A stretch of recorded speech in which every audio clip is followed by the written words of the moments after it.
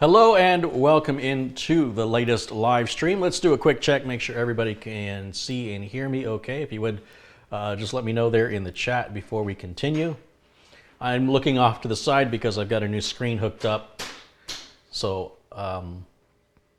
everything says good. Wow, look at that. That's awesome. Thanks for the feedback and welcome everybody into the chat. And of course, we've got the Christmas holiday coming up here in about, what is it, 3 days away, right? It's Monday. Today's Friday. And maybe, just maybe, if all the stars align just right, I'll do a live stream on Christmas Day, and maybe we do a call-in show or some sort of feedback back and forth with questions and answers, something along those lines. So 80% sure I can do it. There's a 20% chance something unexpected is going to happen, and I won't be able to. But if I can, I will. So watch for alerts for the live stream on Christmas Day. It'll be after. It'll be in the afternoon anyway. Patrick Rousseau has contributed $20 to the channel. That was quick. Thank you, Patrick. I appreciate your support. Happy holidays to you as well. Today, before I get started, I don't know what it is about Christmas, but every single year, the closer we get to Christmas, the more demanding and unrealistic customers' expectations become. Bob Barnes has contributed 10 pounds to the channel. Thank you, Bob. I appreciate your support. So back to my story. This year has proven to be no different. I've been on the phone now today with 3 different customers, and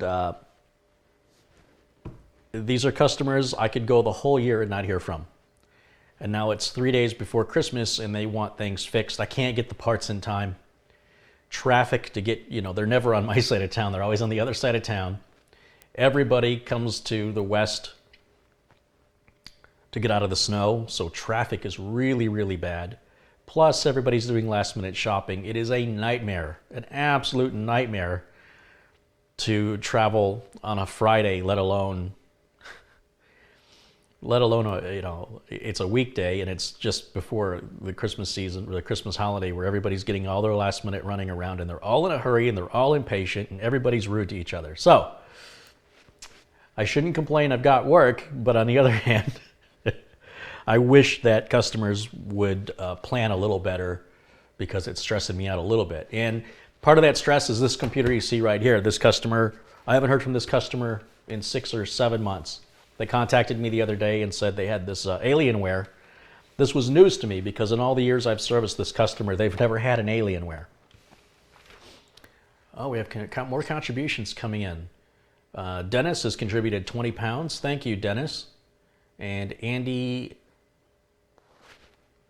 Mathason has contributed $10. Thank you, guys. Thank you so much for your support of the channel.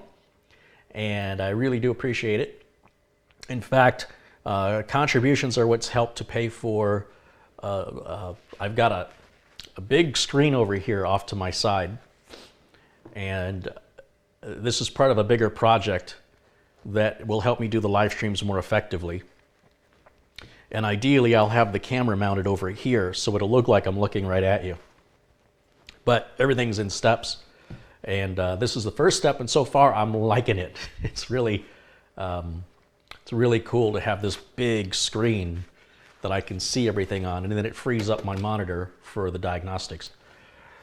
So anyway, so this customer calls me, says he's got this Alienware computer, and he moved recently. And it was working until he moved. And when he moved, he says when he turns it on, he hears a clicking sound. About every 3 seconds, he hears a click. He says he handled it very gently. I said, well, what you're describing sounds like a hard drive failure, and it could have happened if the computer was knocked over or if it was set somewhere in a vehicle where it was really, really bumpy. It's a fragile device. You're almost better off putting it in the seat next to you or making sure that it's handled with exceptional care. Obviously, if you have a solid state hard drive, a solid state drive, this isn't really a concern. But with these mechanical drives, this does happen. Now, it's also possible that coincidentally the hard drive just happened to fail after he moved. I asked him what the history of this Alienware was because I've never seen an Alienware computer from this customer before. And he says it belonged to his son. His son was gaming with it, and it no longer, either it no longer meets his son's need, or his son upgraded to something else, or he doesn't have time to game. I don't know the story, but he gave it to his dad. His dad is my customer. He's not doing any gaming. His needs are pretty basic. He doesn't need a discrete gaming card. You know, he could use onboard graphics just fine. But, you know, he got it for free. It had Windows 8 on it, and I cannot find a product sticker, a Windows 8 product code anywhere on this machine. On the machine, which is right here, on the back of it, it's got this weird pull tab that seems to just serve a purpose of being a sticker or a place to have all of the, let me bring this up a little closer, you can see it. It's got this little pull tab here, which is the strangest thing. And you guys can see all the details of the machine right there. And if you want to look up the specs, it's got a service code. If you go to Dell.com and you put in the service code, I don't know if you can read it, then you pull up all the specs on this machine. You'll pull up, because I don't even know what it has. I mean, it's got a Core i5. Oh. It's got a Core i5. I don't know how much RAM it has. You're seeing what I'm seeing. There's the Windows 8 sticker, and there's the Core i5 sticker. There's no Windows product key anywhere on this. I would like to bring them up to Windows 10, but I still need the Windows 8.1 product key to do that upgrade. I'm not quite sure. I might have to install 8.1. Actually, the product key may be in the BIOS. I still may be able to do Windows 10. I don't know. The first thing I have to do, though, is fix it. Someone says the product code might be on the inside of the computer. I've never seen it there before, but I'd be happy to find it anywhere, to be honest. If it's got one, I don't care where it is. I just want to find it. So here I've got the power. It's got like an external power supply, like a laptop. And I'm going to plug that in once I figure out where it goes. It should go on the back here somewhere.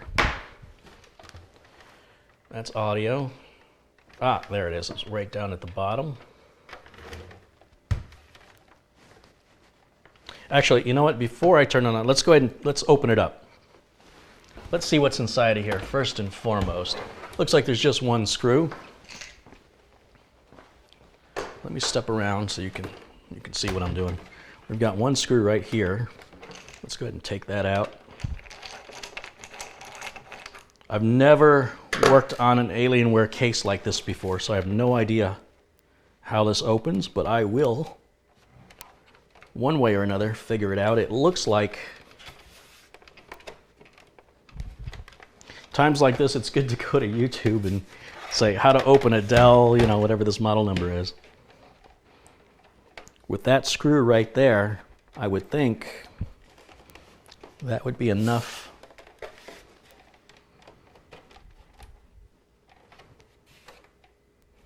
Does it slide on?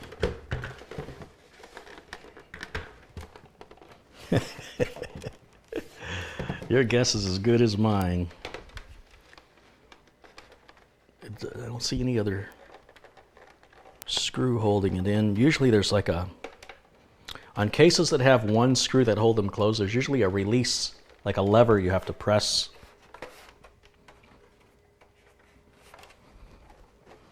I'm sure it's something simple.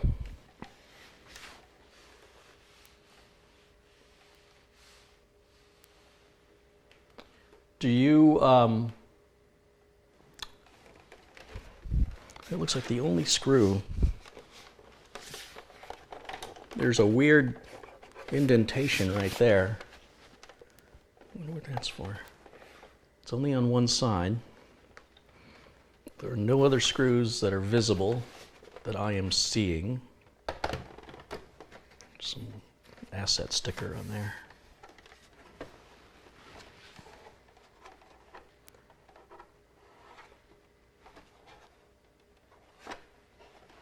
Get the hammer? Yeah, I think I agree.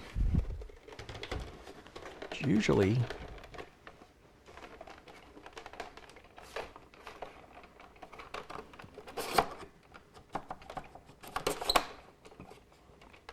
I know it opens. I know it opens one way or another. I just don't know.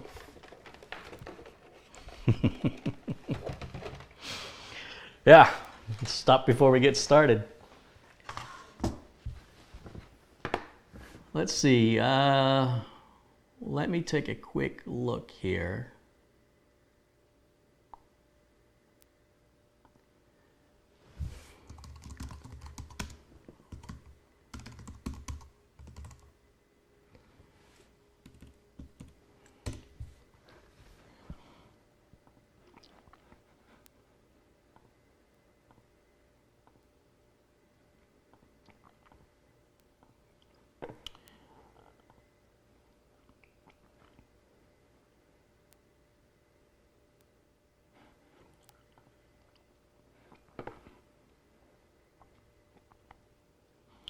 There is a YouTube video here that shows how to remove it. So there's the screw they're showing, which I've removed.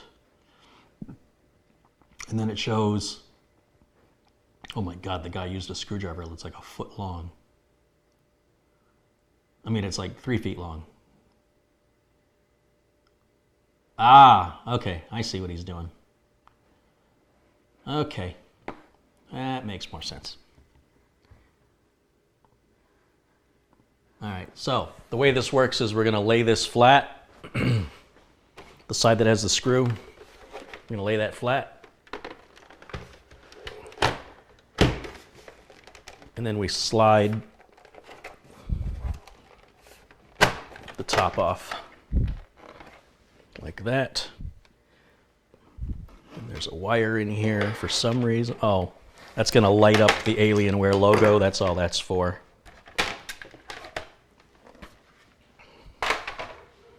And then here's the inside of the rig. Got our CPU fan, we got a RAM, hard drive, optical drive.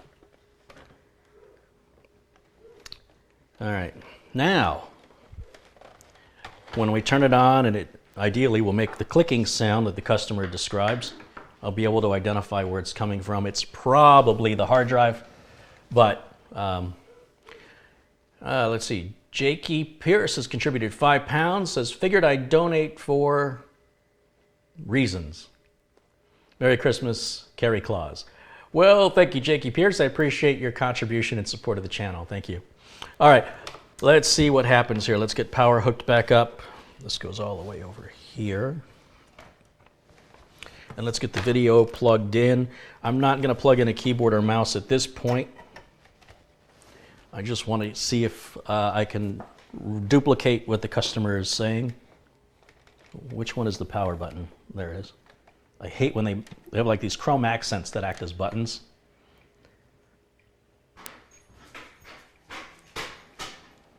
All right, fan is turning. It's dead silent, which is good.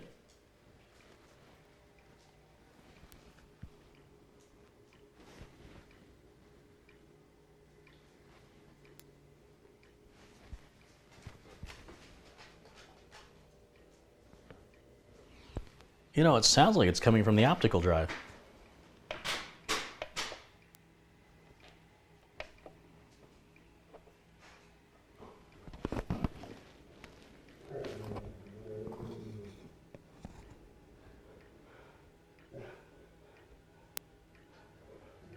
Actually, sounds like it's coming from the CPU fan.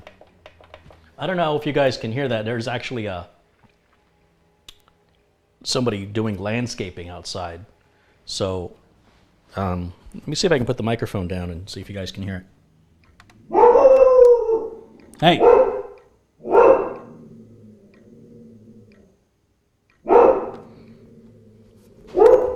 Might be my landscaping guys. All right. Let's make sure the dogs can't go out there.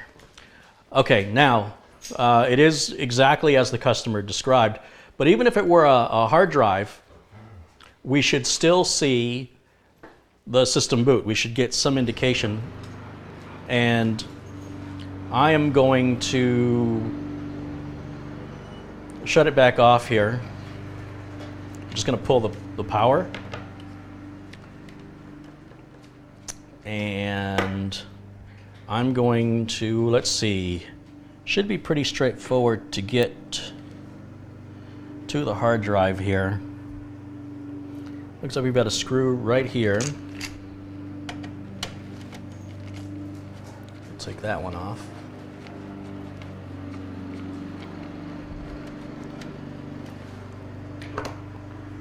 And ideally, this will just pull up.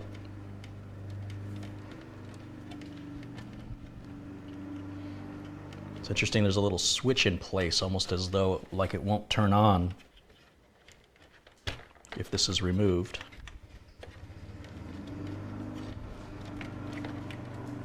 Something's still holding it in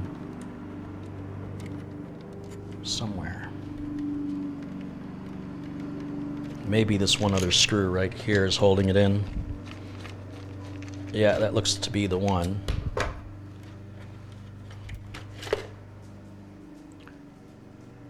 Oh, this is not the hard drive up here. This is a graphics card up here at the top. The hard drive is down below. Pull this up so you can see it. So this is the inside of the machine. You can see your hard drive here. There's a fan right in front of the hard drive. And of course, the machine isn't going to turn on because the graphics card, it plugs in, and then this piece connects to it. It's like there's a word for it. I can't think of what the word is for that piece. Now to pull the hard drive out, we've got a couple extra power cables for the graphics card. It's interesting that this graphics card doesn't take any external power. You guys will be able to look up the specs to determine what that card is. And then we've got a screw down here, which looks like it's holding the hard drive in place. We'll take that out, and we should be able to just pull, and then that takes the drive out, just like so.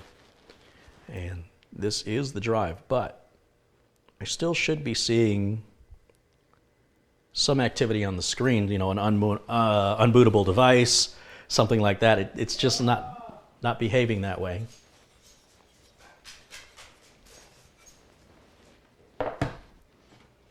So let's try putting this back with the hard drive out. In fact, I'm going to disconnect the optical drive since we don't need that to boot. And I want to see if we can at least get power on self-test going here. This could be a much more serious problem. We could have bad RAM, could have a bad board.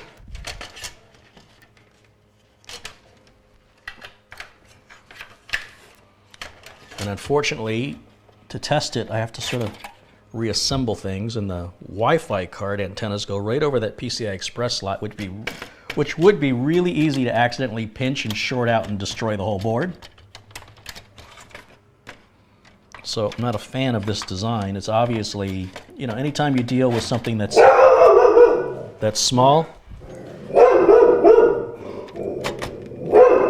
tolerances are going to be pretty tight.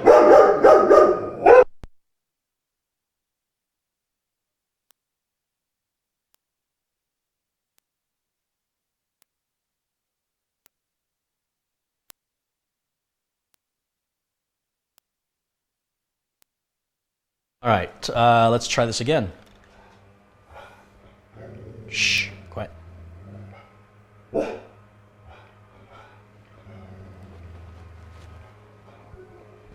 Monitor is on, it has power, and the system is still not booting. So I'll tell you something else that happens in moves is sometimes RAM gets jostled. Chips that are in sockets can become loose, so we're going to reseat the RAM. And hello to everybody watching. It looks like we've got about 500 people there in the chat. Looks like I've missed a couple of contributions. I want to acknowledge everybody that's contributing. Let's see. All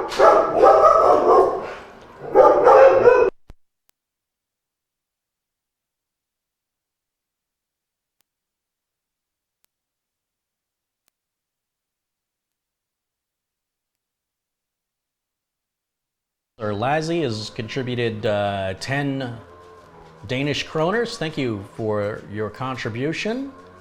And there was another one up here. Mitch Elby has contributed 5 Canadian dollars. He says, Merry Christmas from ice cold Winnipeg, Manitoba. Thank you, Mitch. I appreciate your support.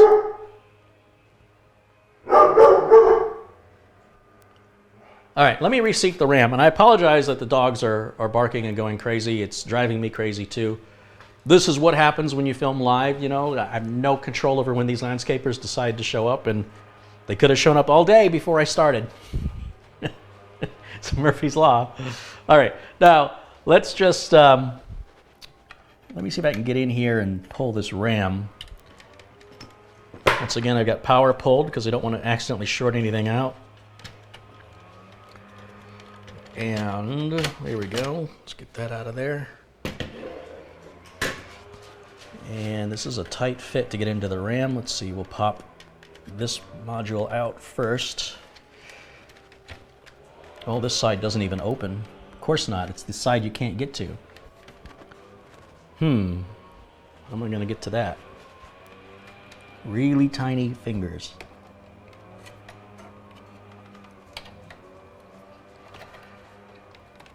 All right, there's one RAM module pulled. I'm gonna leave the other one in. And we're gonna try again.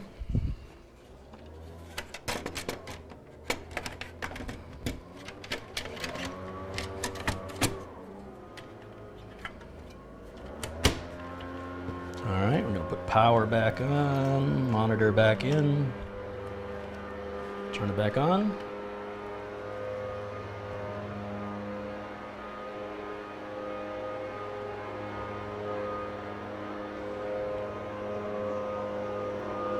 Still nothing.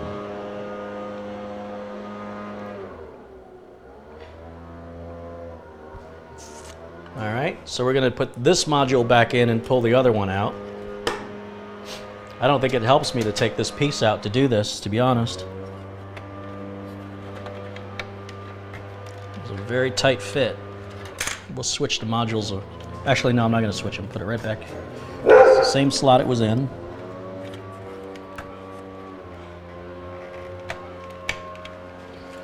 And then we'll try one more time. Plug in the monitor, plug in power, turn it on.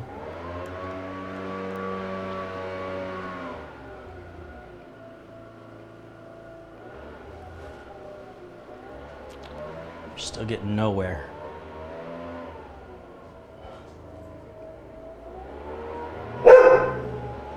All right, so it doesn't appear to be a RAM issue. So I'm going to put the RAM back in.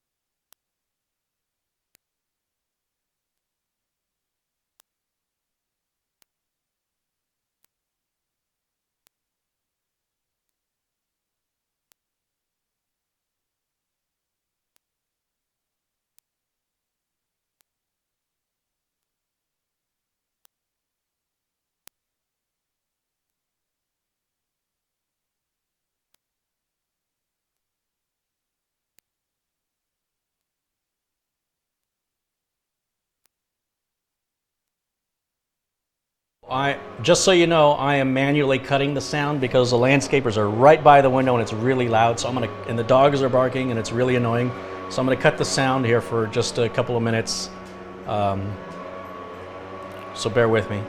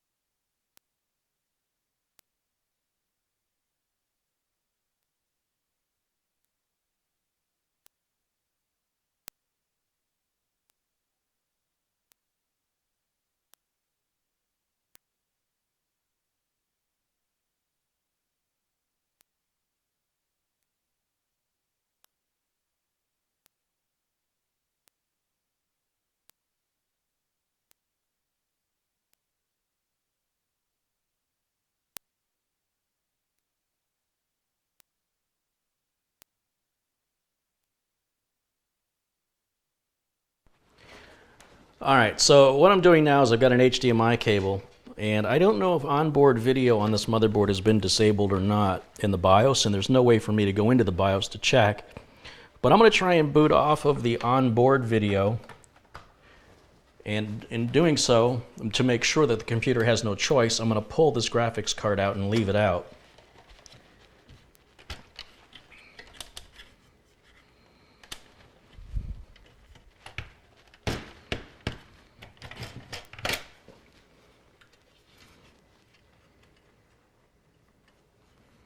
I am really puzzled about this little switch right here. I wonder if that could have something to do with our problem. There is a little switch on the graphics adapter, and it is right here, and it may be when you put the lid on that it pushes this switch down. It's entirely possible that in moving the computer, he shifted the lid, and if that switch isn't being pressed down, that the computer doesn't boot. So let's just try that one time before I go any further, just to ensure it's nothing that simple. I always check the simple things first. So I'm not going to use this HDMI cable just yet. We'll grab the DVI cable into the back of the graphics card and the power cable. And now I'm going to hold the switch down with my finger and turn it on. We'll see if that makes any difference at all. So the hard drive is removed and I can still hear the ticking sound. Let me take my microphone and see if I can place it closer, see if you guys can hear that now that it's quieted down.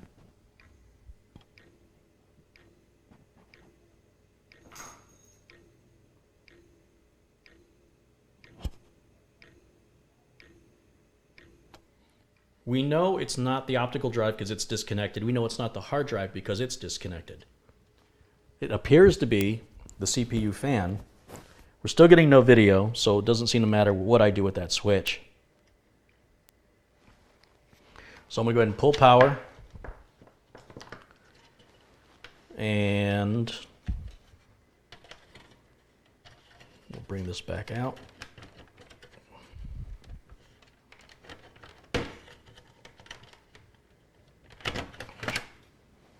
I'm just going to set it. And then I got to plug HDMI into the back of my monitor here.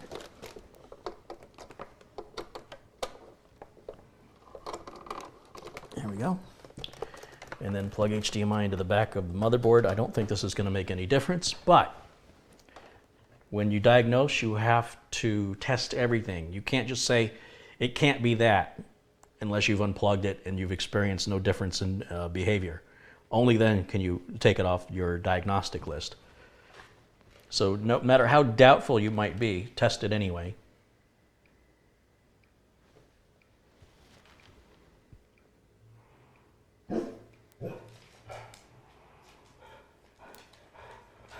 What I'm seeing is the hard drive fan. The fan that's up here in the front, it's turning on and off, and every time it does, I hear the click.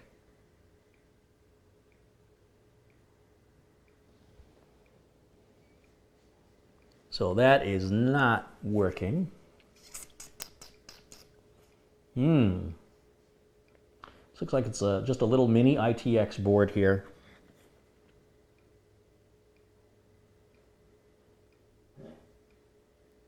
But it appears the motherboard is somehow resetting, which could be a bad power supply. Don't know what we would do in that case. Let's take the optical drive out.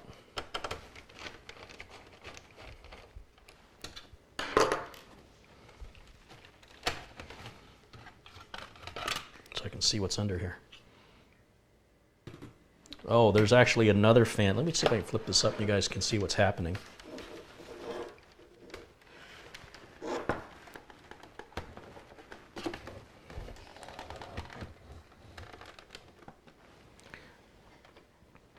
This chipset fan is powering on and off, as is the hard drive fan. They're both powering on and off. This fan is also, the CPU fan is kind of coming to a stop and then starting again. We've got a bizarre sort of loop cable here that goes to some kind of a daughter board that is distributing power for the graphics card.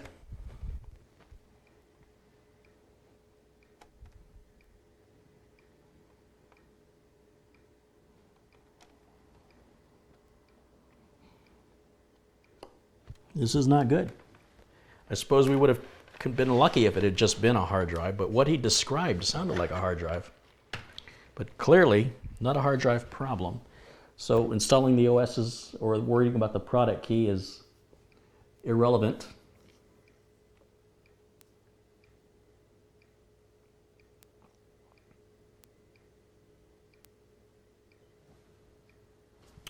Interesting. Very interesting. Just set that over there.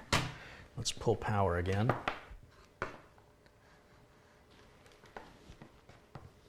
You know, people pay top dollars for these Alienware machines.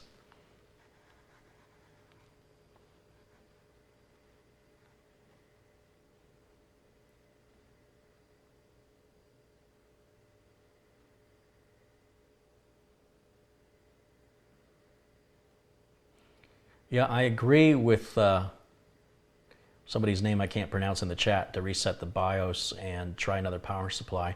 There's no way for me to try another power supply when it uses this proprietary brick. It's a big power brick. That's what this is right here. It's a big old power brick. Biggest one I've ever seen. So there's no way for me to do another power supply. And it would probably be a waste of time anyway. I mean, the machine is getting juice. Whether or not it can handle the load, I don't know. Multimeter to test the power supply would be pointless because there's no way to put a load on it. You can get in a car and your stereo and your lights will come on and you can put a voltmeter on it and you'll see you've got 12.9 volts or whatever. But then when you go to start the engine won't turn over because you don't have enough amperage in the battery. That's why testing power supplies is a complete waste of time. The only way to really truly test a power supply is to replace it with another power supply. Unless you have a special device that can put a load on the power supply and it allows you to control how much of a load. But that device, if such a thing exists, would probably cost you 100 times more than a power supply would cost. So it's always best to have a spare power supply laying around. And if this was a standard board, that's what I would be using. But this is a micro ATX board with a specialty design. It may be possible to hook a regular power supply directly up to the motherboard. It looks like it's a standard micro ATX board, but it requires disconnecting everything to get it out. And I'm debating with myself right now how deep I want to get into this. At least I've got it on video, right? So I can watch the video back to figure out how to put it back together.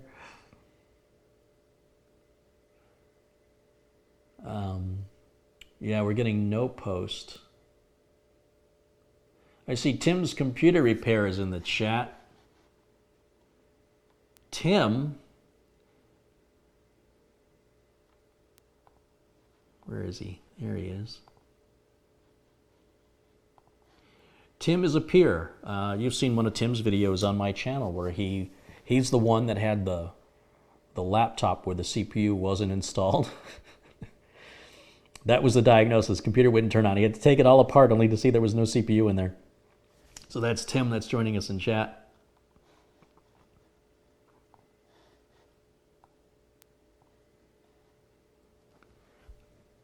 All right, Tim, what would you do at this point? That becomes the question. Let me flip this up so you can get a better look of what I'm looking at. I can't put it that way. I'll put it up this way. Here's the inside of it. This is our video card. Our optical drive and our hard drive are all removed. The onboard video is not working. This video is not working. The system will not power on. And, well, it powers on, and it sounds like it's just cycling around and around and around. Tim says, shoot it. Well, it's not mine to shoot. I can guarantee you if it was mine, it'd have been shot by now. Try to see if the CPU is bad. Well, that would require having a spare CPU that's compatible. I don't know that I do.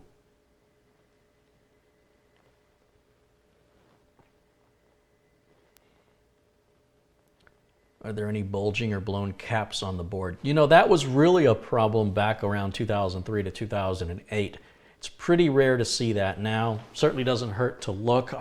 Nothing caught my eye initially looking at the board. We have a lot of things hooked up here. So for me to take the board out means I have to pull all this stuff out. But maybe, just maybe, there's a shortcut to this. I really don't think we have a power supply problem. I could be wrong. Let's take this shield off of here. Wow, it uses big old fan screws. I don't think...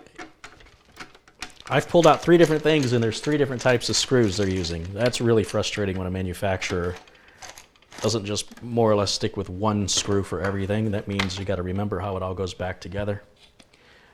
You guys will tell me how it all goes back together, right? You're watching it. That is a big old heatsink on there. There's our Wi-Fi card.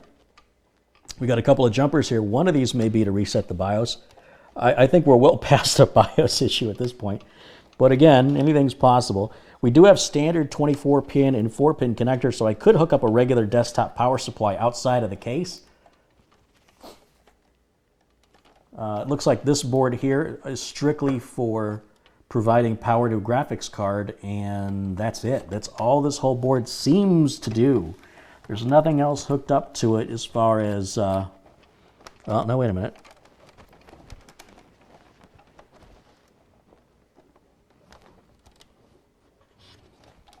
So it's bringing the power in here, and it goes to this small board, which then feeds the motherboard like a normal power supply would. And then because there's no power supply in here, it has to have a way of providing the power to a graphics card, and that's apparently how the engineers got around that. So this does appear to be a standard mini ITX motherboard. However, to remove it means, let's see, we've got a SATA connector here, a SATA connector there. This looks like maybe USB 2.0 connector. Oh no, that's not USB. That's the front ports reset and LEDs. This is a fan right here.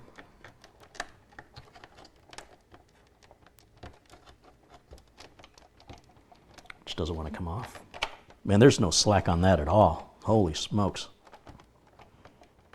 That is, what'd they do, glue that on?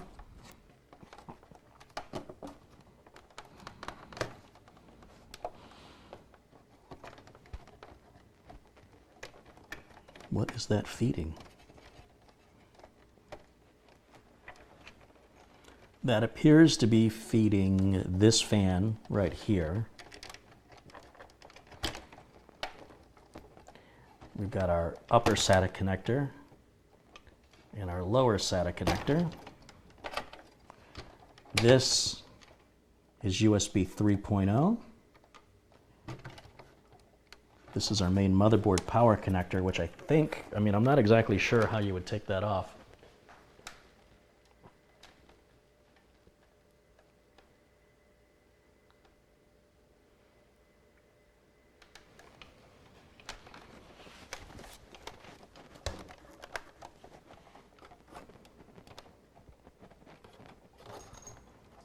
The space to work in here is extraordinarily tight.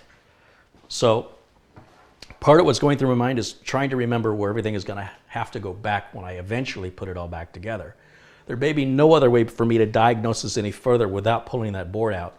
And if Dell has changed the power connector in any way, I could damage the board by hooking a standard desktop power supply up to it.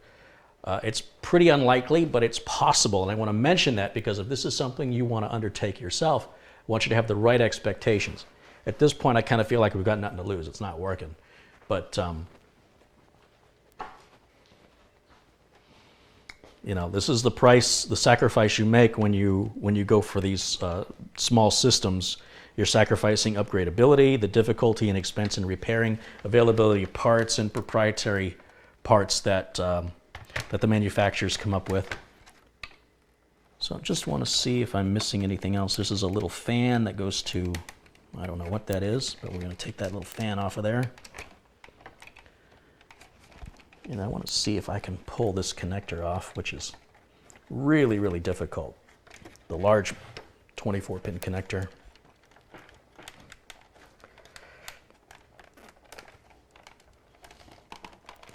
I would love to have an opportunity to meet the engineer who designed this and invite him over, turn on the camera and say, show me how to take this apart. And then as he sweats and struggles and potentially damages it in taking it apart, I'll say, now go back to your job and remember your lesson today.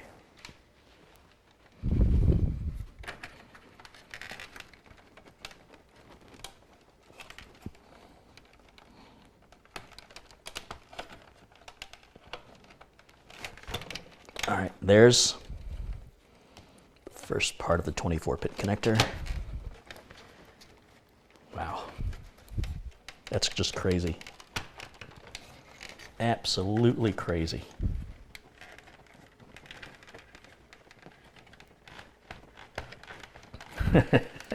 Wow. Holy smokes, that's on there tight.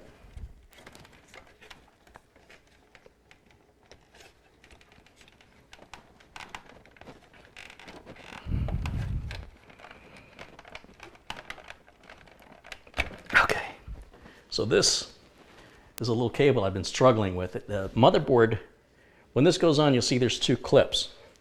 You cannot get to this clip when this is in the way, so you have to take this one off and bend it up out of the way so you can get to this one. And there is no slack here. There's no room for, there's no wiggle room, quite literally. And then we have over here the CPU power connector, which I'm going to remove, or I'm going to attempt to remove. You know, thank goodness I've got little hands, because I don't know how somebody like Shaquille O'Neal or Terry Crews could do something like this. It's, you know, it would help if the whole case just, you know, if these side panels laid flat, then you could actually have access to it. And there, you can't pull the motherboard out with this connector on. That ain't going to happen.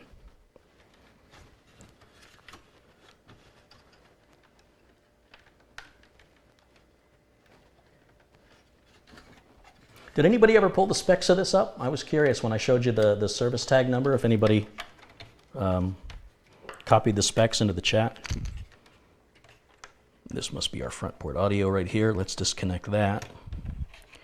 Okay, I think I've got everything disconnected. The CPU fan can stay hooked up. There should only be 4 screws on a mini ITX motherboard, 1 in each corner.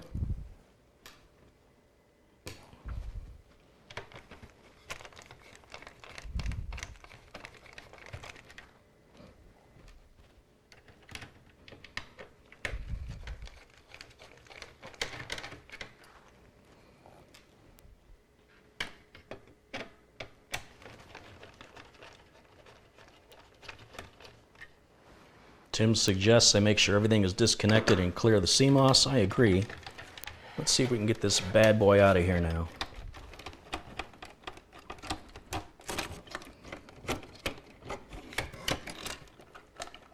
Something's still hooked up somewhere. These are wires to the Wi-Fi card. This is a... Where are those going?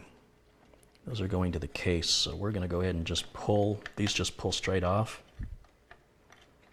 It's just your antenna on the Wi-Fi, which is the least of my concerns.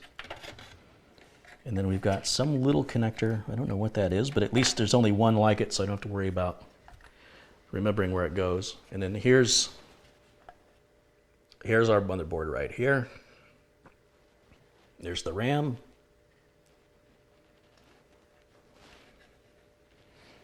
There's the socket, the I/O. Not much in the way of capacitors on here, to be honest.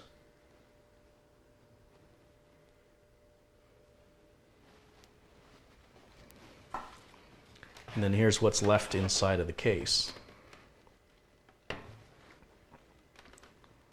So let's just move that back here for now.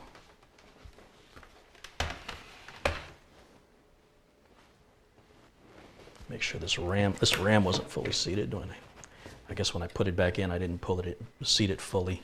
Let me grab a standard desktop power supply, because I think that motherboard, I'm sure, I would be very shocked, not to make a pun, if it used different power. So we got our standard power brick.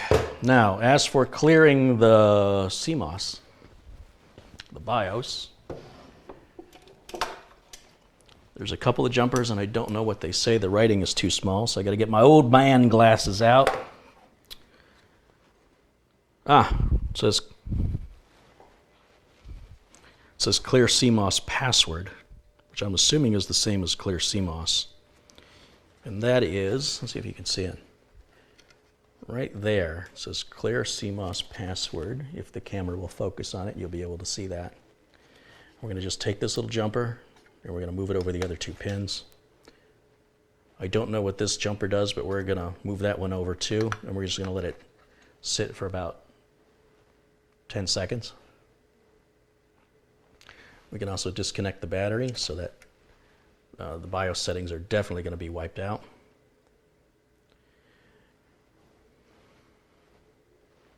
I think that looks good. We'll go ahead and move this jumper back, whatever it did, just in case it has anything to do with the BIOS.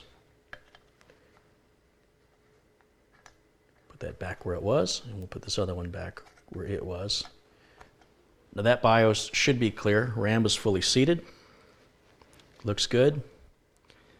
Let's get power to it. We only need to hook up 2 power cables. We're going to hook up the 24-pin power here.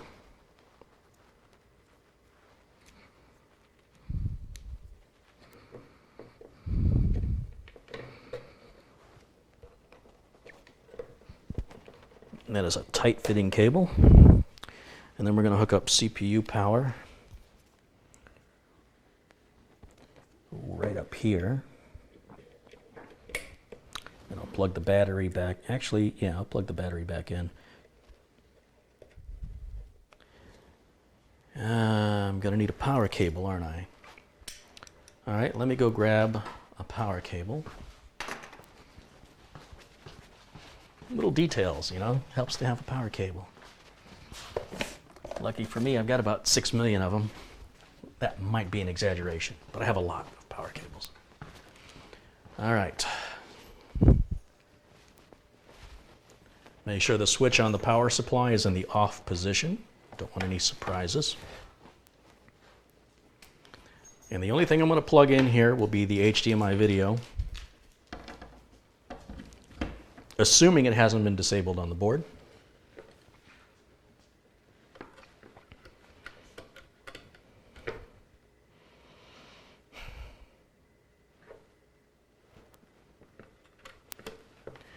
And then I need a way to jump it, to start it. So I've got a little switch back here. Whenever I have an old computer case or an old computer someone's getting rid of, it's obsolete, I like to pull the switches and LEDs off of it and hold on to them. You never know when you can swap out an LED or a switch, which is a lot cheaper than changing out a whole case when something like that breaks. Now in theory, if this is the standard layout, this should be our power right there. Let's turn the power supply on, hit our switch. No smoke is coming out yet.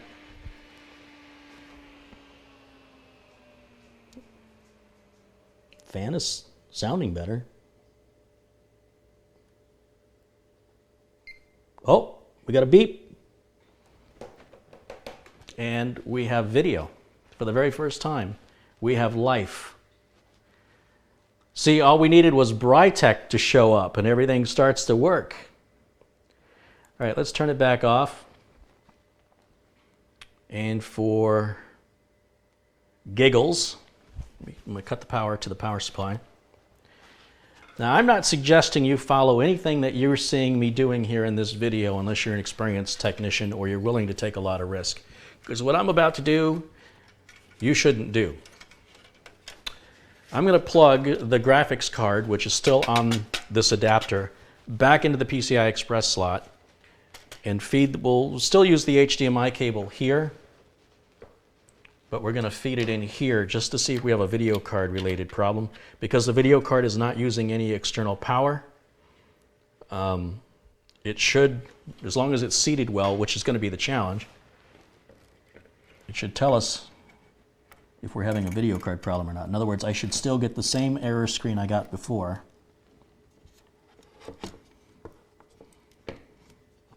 There's really no support on this. So you got to be very, very careful not to damage anything, not to damage the socket. Let me turn the switch back on. Oh, and it already just started.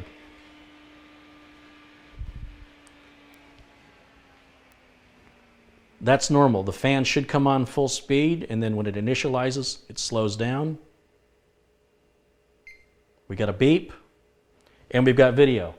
All right, so here's what we know. We know the video card works. We know the RAM, the CPU, and the motherboard work. That means the problem is either power delivery coming from one of these boards, like this board right here that does the power delivery, or the power source itself. Or there was something in the BIOS or something that's plugged into the motherboard that we disconnected, which either way is still going to be inside of here, or the power brick itself. So this is good news for the customer so far. Let me go ahead and flip the off switch on that. Whew. That is nerve-wracking. This is a test on a standard desktop tower like you see me build on my channel. This all could have been done in 1/20th the amount of time I have spent on this so far. I want you guys to keep that in mind when you're buying a computer. If it's really important you have something portable, know that working on it can be nightmarish and a repair may not be possible. If one of these boards is out in here, it may cost more for that board than it makes sense when you add on the cost of labor to do it than to... Well, there's something going on outside. All right, settle. Hold on.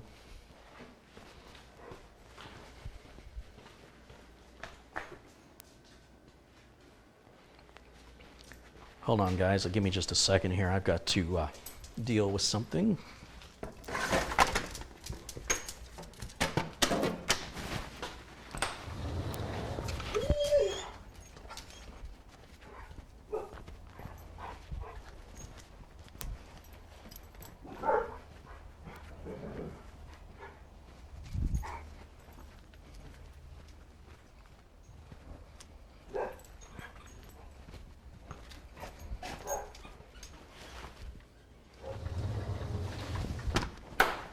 All right, sorry about that.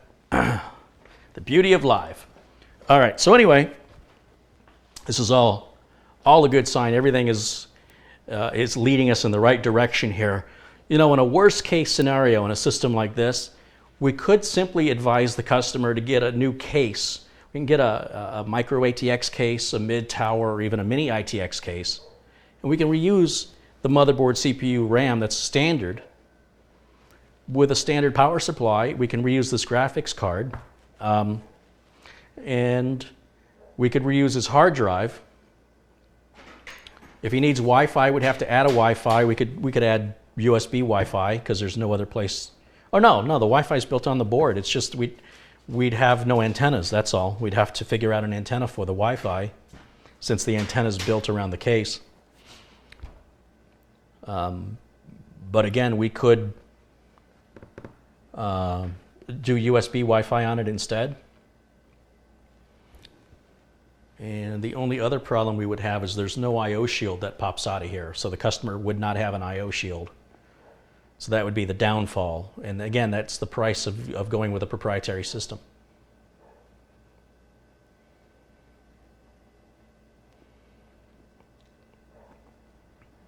So Tim's talking about the RAM.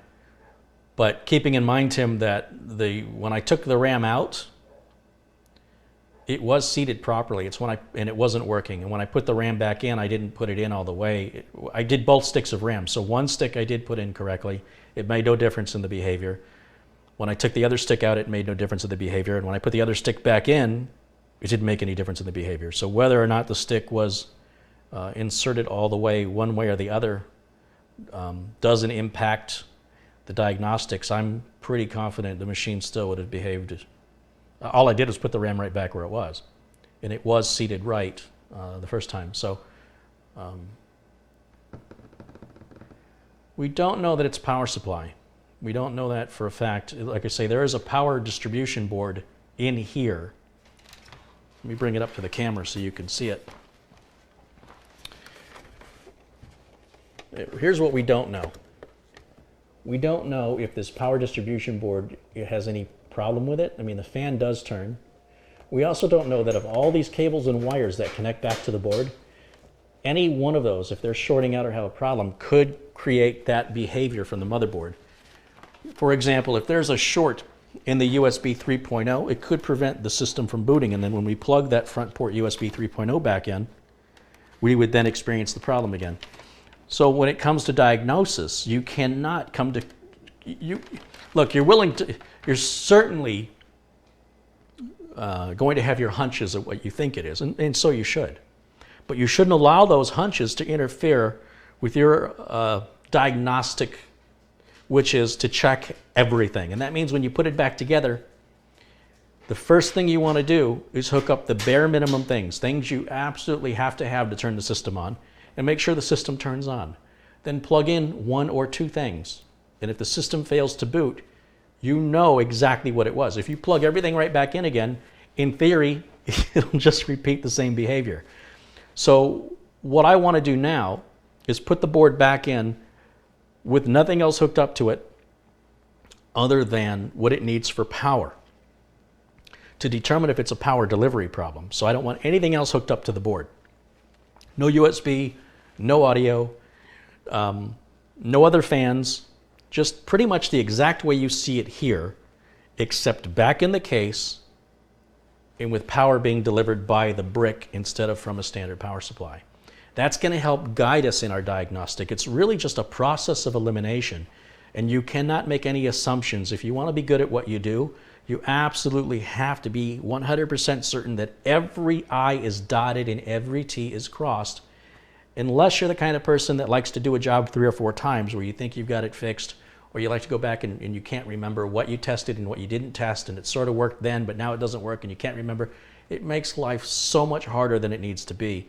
And there's nothing worse than not being thorough, giving the machine back to the customer and having the customer call you within a day or two with the exact same complaint that things aren't working again. So I would rather take the time now and make sure I'm as thorough as possible so that when I do deliver the computer back, if I can fix it, that I have reduced all statistical likelihood of the customer needing to call me for the same problem or for a problem that I created by not hooking something back up or working too quickly. All right. So let's do this. I'm going to start by taking the power supply back off. Well, first I want to take this video card out before I break the slot. Set that over there. We'll take CPU power off of here. And the big 24 pin, this thing is just a bear to get off. It was tough to get it off the original one that was on there. Really don't want to scratch my counter. The bottom of the board is very pointy. Come on. Come on. Work with me.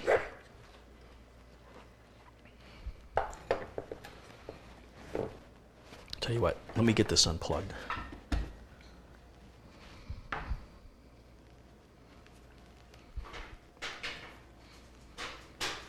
right. Put that away for the next time. And let's see if we can get this connector off of here.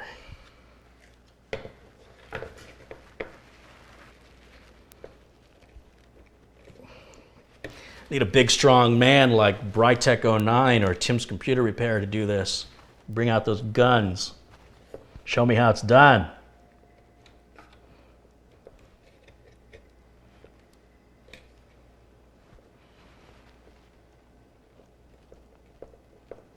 Wow. Just wow.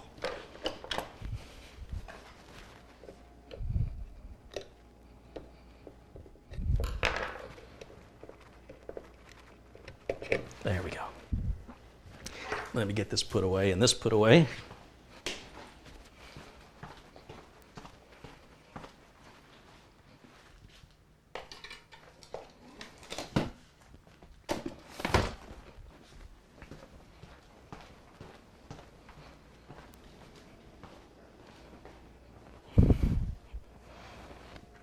Brian says he's got the big gun. I'll show you a big gun, Brian. Come on over to Arizona. I will literally show you the big guns. All right.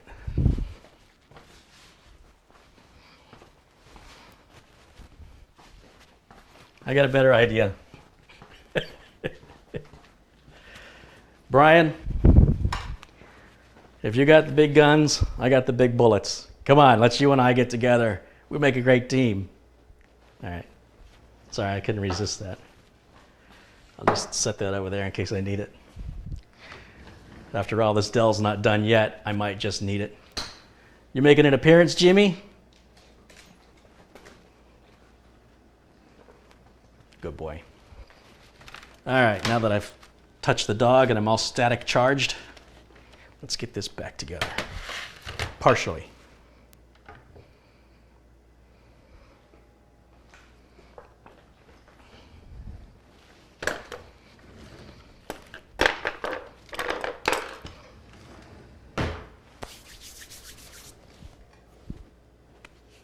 It's not about the size of the bullet. Yeah, it kind of is, actually.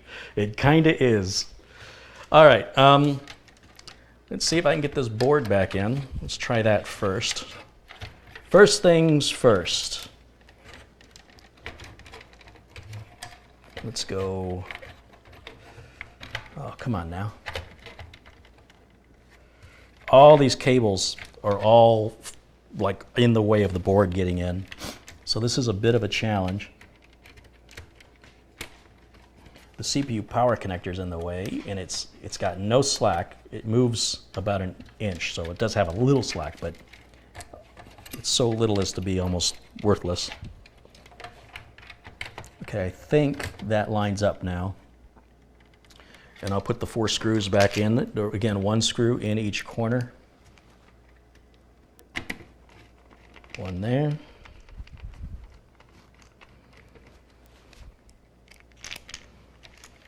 One went there.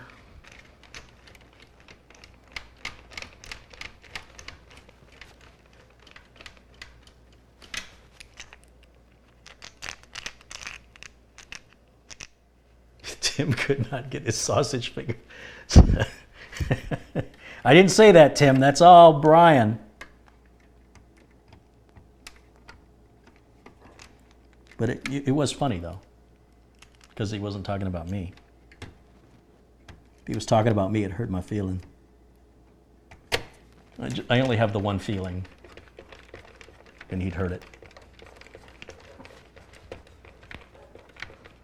Carl in the chat saying, hello, hi Carl.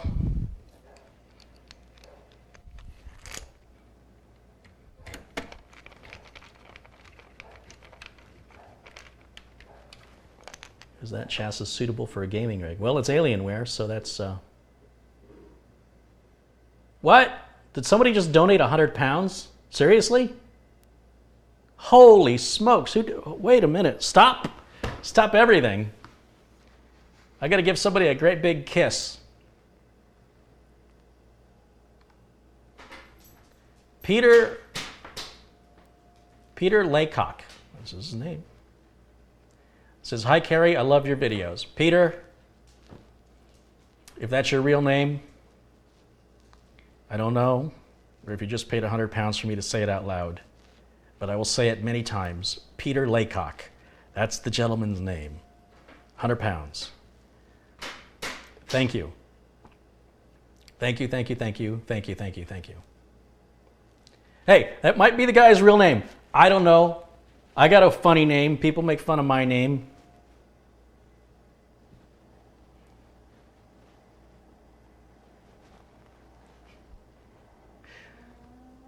Brian says he meant a pound.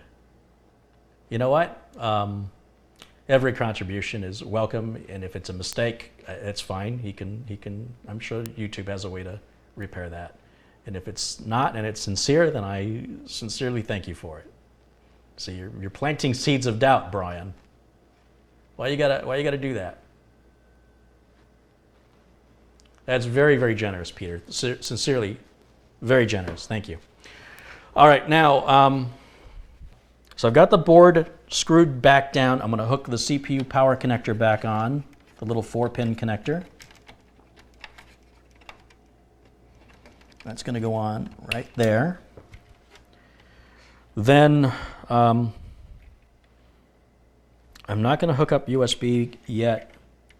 This is a fan that appears to power something on the power board. So I will put that back on. I'm going to leave the SATA cables disconnected for right now, since we don't need any drives. Then there was this small 2-pin connector that is going to the power board. So I'm assuming this little 2-pin connector has to be plugged back in. And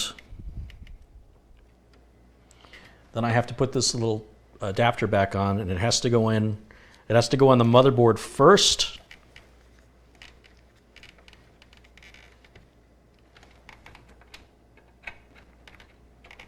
Just make sure I'm not forgetting any other little cables that have to be plugged in. I think that's all I have to do, and then we can do another test fire just using, since I now know for a fact that the onboard video works, we'll just continue with that for now.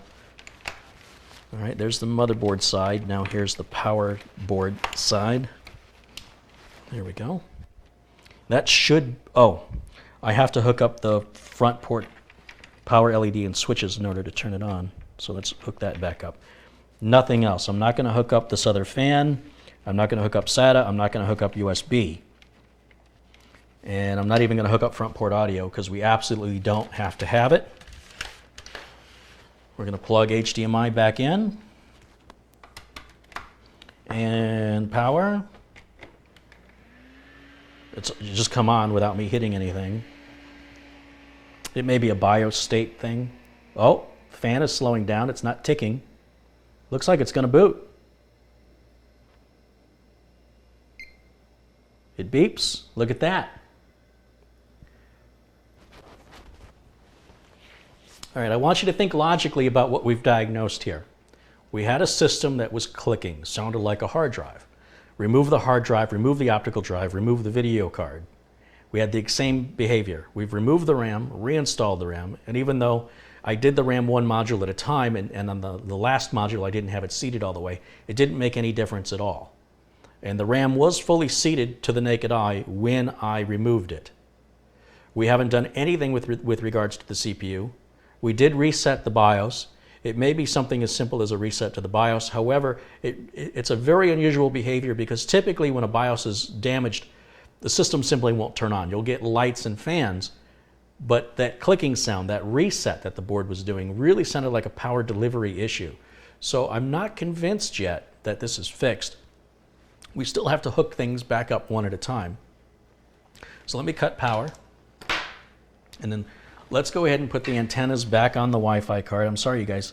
I wish I had a camera that could shoot straight down, but there's no way for me to do this where I can get the angle I need to plug things in and you guys can see. However, with these donations coming in, the way they're coming in today, maybe I'll be able to get some kind of a portable overhead rig in the future. But for right now, I'm doing the best I can do with what I've got. So bear with me. In fact, I will bring this up to the camera so you guys can see what I've done so far. So here is the current state of things. It's just a lot of wires in there. And what I'm going to hook up next is front port audio, it should, emphasizing the word should, have no impact. And I'm going to hook up front port USB, which also should have no impact. And then I'm going to test fire it again before I do anything else. Because again, if you change too much and then the problem resurfaces, you won't know which of those things it was. All right, that looks good. Video back in. Power.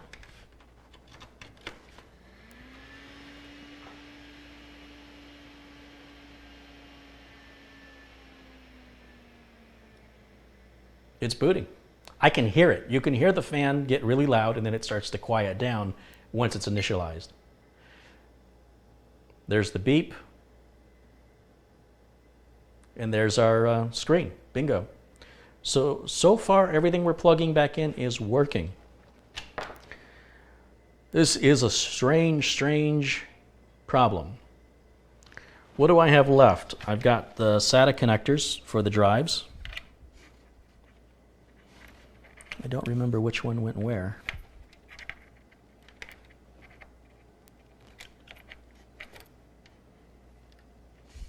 What else do I have? Are there any other connectors I'm forgetting? Looks like everything's hooked back up.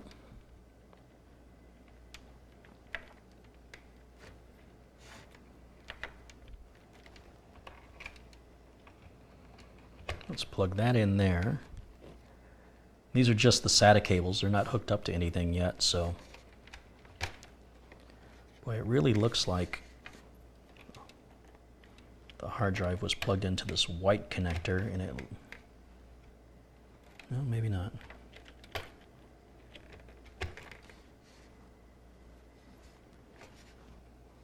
I don't remember which connectors. It shouldn't matter. I just like to put it back the way it was, you know? Exactly the way I found it. Looks like this other fan still has to be hooked up. We have the front fan for the hard drive. That's got to get hooked back up. Now, this is all very minor. I don't expect it to make any difference, which is why I need to test it. And I see that this Wi-Fi wire, for some reason, is running over all the other wires instead of under them, which is a great way to get things tangled up. And I'm just going to reroute this wire. Little cable management on this Dell here.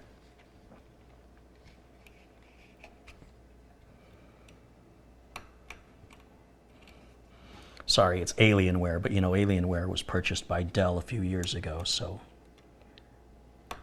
it's really just a Dell. Okay. Behavior should be the same. Let's verify nothing's changed.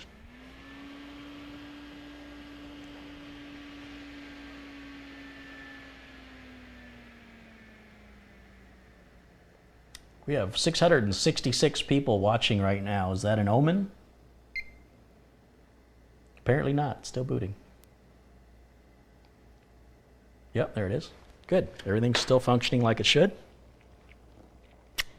Here's where it's going to get interesting, folks. I'm going to take the hard drive, put the hard drive back in.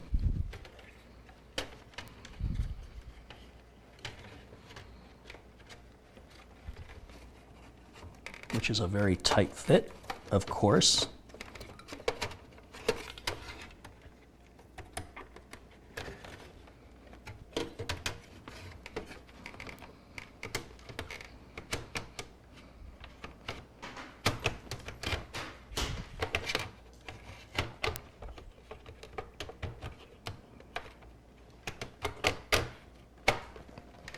And we'll put the screw back in.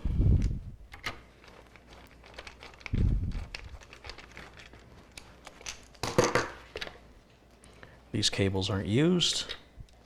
We'll put the graphics card back in. Make sure we don't pinch those Wi-Fi antenna wires.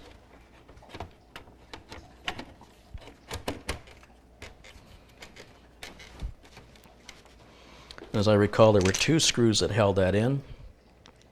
One right here.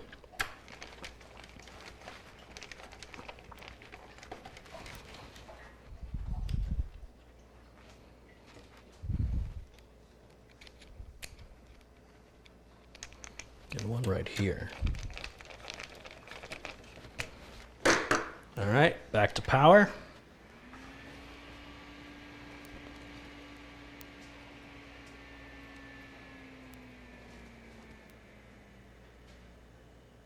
Yeah, sounds like it's going to boot. There's our beep. And then we should, after the beep, shortly, we should see something on the screen. There it is. What's the error? Oh, that the BIOS has been reset. That's fine. I was thinking it would boot to the OS. Okay, so then we can put the optical drive back in, which I guess has got to go in this way.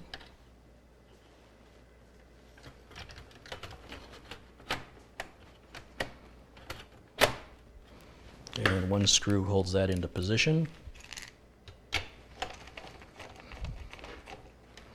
And we connect the, I like that the data and power are all on one connector. That's the way SATA was intended to be used. Although on these, now that I said it out loud, these slot loading optical drives are all that way. Forget I said anything. Laugh it up, Brytech and Tim. Go ahead, laugh it up. Oh, I gotta move this connector to the graphics card.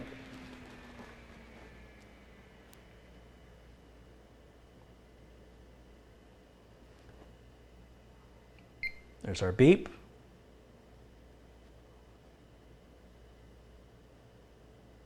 And there's our video. So the graphics card is installed and working. I don't know what's left. Let's go ahead and put the fan shield back on it. I can't really remember how this came out though. Did it go on this way? Did it go on? I think it went on like that. Yeah, that makes sense. And that used the fan screws. These are the types of screws you see when you put a, if the camera will focus. Is the camera going to focus?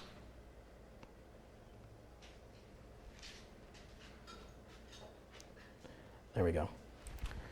So these are the short types of really super coarse thread screws that most computer fans use. And that screws right down onto the top of the CPU heatsink.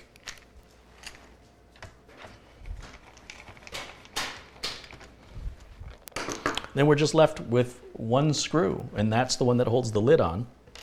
And if I just pull this video out, you can see we're right back to square one. No extra screws, no leftover parts. That's always a good sign. Everything is lined up back here. That's what the back looks like. And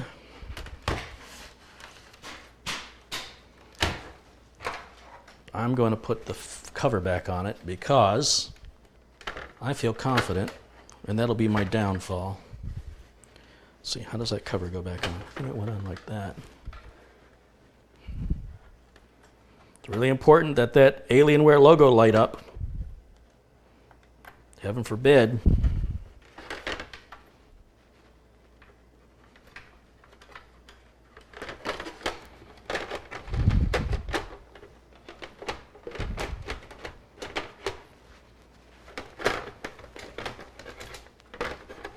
Put it on in the front and then slide it back. Once I get it figured out.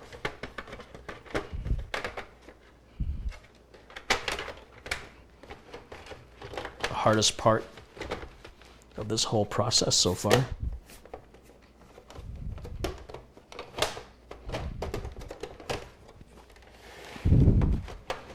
That looks good there.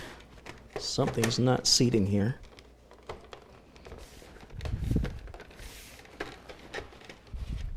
Remember, if something isn't sitting right, never force it. We do have a cable here. We don't want to pinch that cable. I'm thinking that's what's causing my grief here.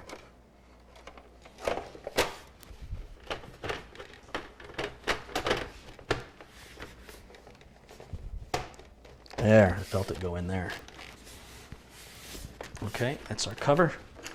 And the screw will go back into the back. Whoops. Right back here. And we'll put that right back in. There we go. HDMI, power.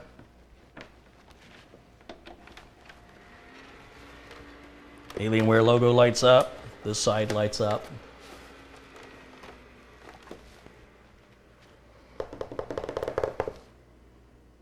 Should beep. Yep, and we should see something on the screen. I'm hitting eject. A lot of times customers leave disks in their optical drives and they can get lodged in there, or they can just simply get scratched. They're moving the computer around. So I always, once I have power to the optical drive, I always try and remember to hit the eject button and verify there's nothing in it. All right, now I need to grab my keyboard and mouse. I'm going to steal it from the streaming computer. And we'll just plug it in right here. And then let me step around. Strike the F1 key to continue, F2 to run the setup utility. So we'll hit F2, we'll go into the BIOS. We really don't need to set the date and time. Windows will do that for us, but we can. Today is, after all, the mouse moves around in the BIOS, but it doesn't let me click anything. So that's, well, it sort of does.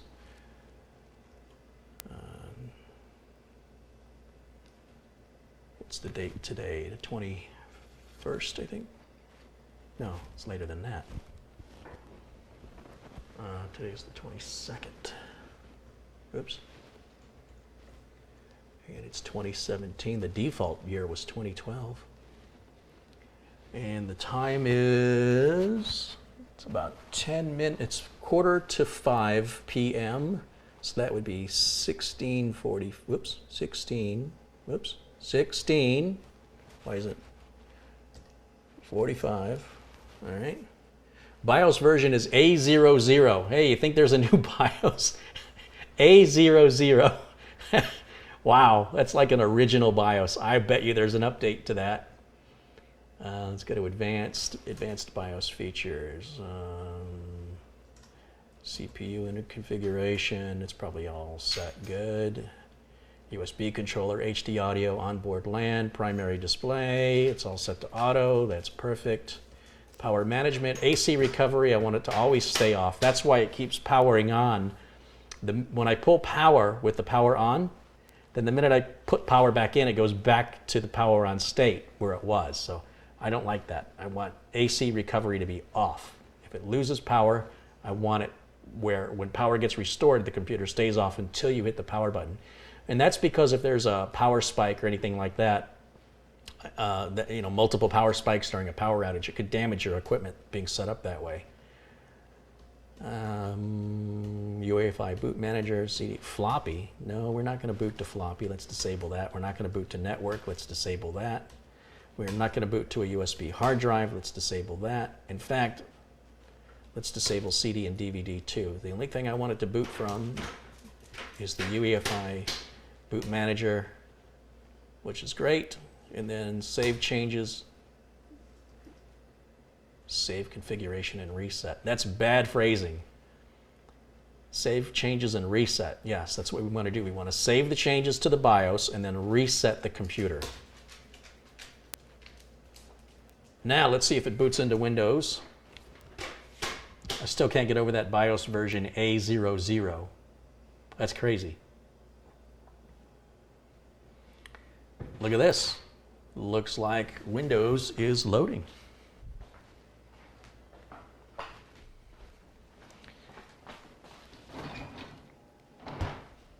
This customer is very unlucky that it appears that it was a BIOS issue, so far as I can tell. Perhaps didn't need to take it apart to the level that I did. However, it's a pretty unique machine, and I'm grateful for the experience and to be able to share it with you guys to show you something different. And oftentimes, when you repair things, sometimes you fix it by mistake in the repair process. You know, in the diagnostic process, I mean. Yeah, it's pretty slow, isn't it? I'm accustomed to having solid state drives. This would drive me crazy to have to wait for this to boot. And I'm sure this was a pretty expensive computer. If anybody wants to look up on Google what the MSRP was on the the Alienware X51 R2. I would be very curious what that was. It's taking a really, really, really long time. Shouldn't be taking this long.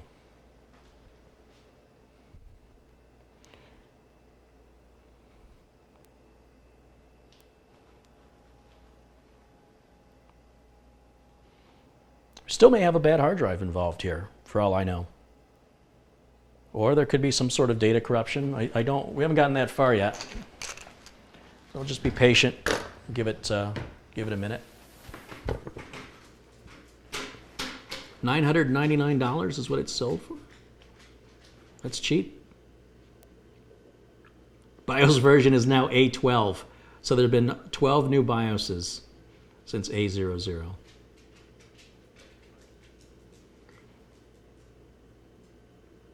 Appears to be loading Windows Vista. No, that looks like Windows 8 to me. Windows Vista had a little green thing that went back and forth like a Cylon eye.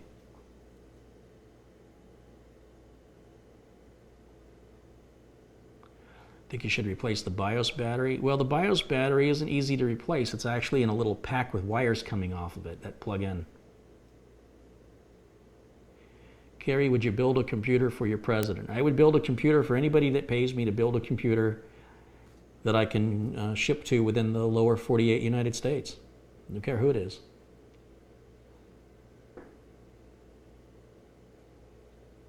Yeah, it's definitely got a problem here. It doesn't seem like it's... Tell you what, let's cut power again. Oh, wait. It's doing something.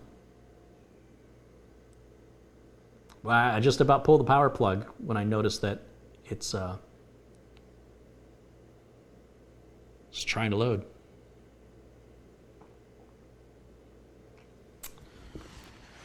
Interesting, isn't it? Just like watching grass grow here on my riveting channel, where you can sit here and watch an old computer boot Windows 8.1. That's quality content. That's what that is. This is the life of being a tech. Here we go. Looks like it got an update. Somebody predicted that in the chat. So something, I don't know, the customer's telling me all the information here. This isn't quite adding up.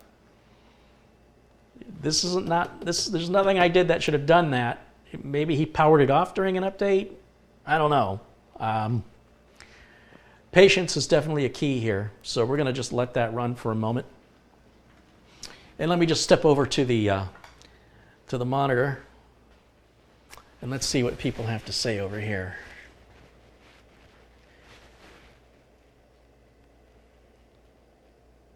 Oh, looks like we got a desktop.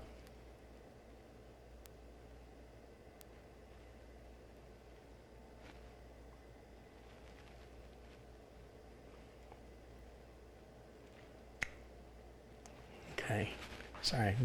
You guys, you have me so riveted to your chat. All right. Oh, we have a password. Okay, great. I'm going to turn this sideways just to give my customer some privacy. His name is on the login screen. You're probably like, yeah, we already saw it.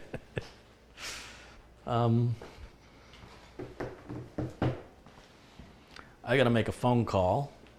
So I'm going to cut the audio while I talk to my customer and find out what his password is. So stand by.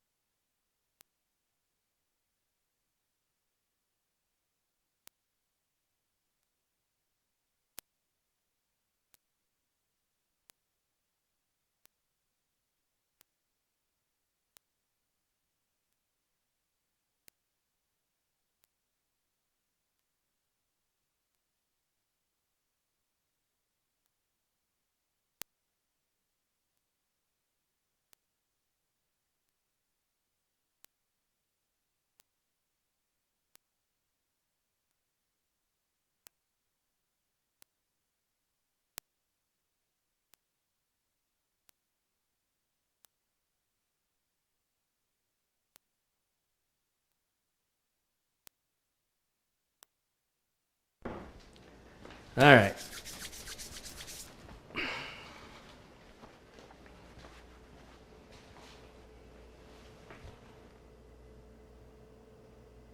Oh, it's trying to connect to go to my PC. That's what that's all about. I need to plug it into the network, and I can't do that because I'm using the network to stream. But let's take a look at what this PC specs are. See what we got in here. It's Windows 8.1. It's got 8 gigs of RAM, 7.9 gig usable. That means that 0.10 gig of the RAM is being used for the onboard graphics that we aren't using. If we go into the BIOS and disable the onboard graphics, it'll free that little tiny bit of memory up, but then that means if there's a future problem down the road, we may not be able to diagnose it the way we did because we will have disabled the onboard graphics. It's 64-bit Windows with a Core i5. It's a 4430 CPU, so it's a Core i5 4430. It runs at 3 gigahertz.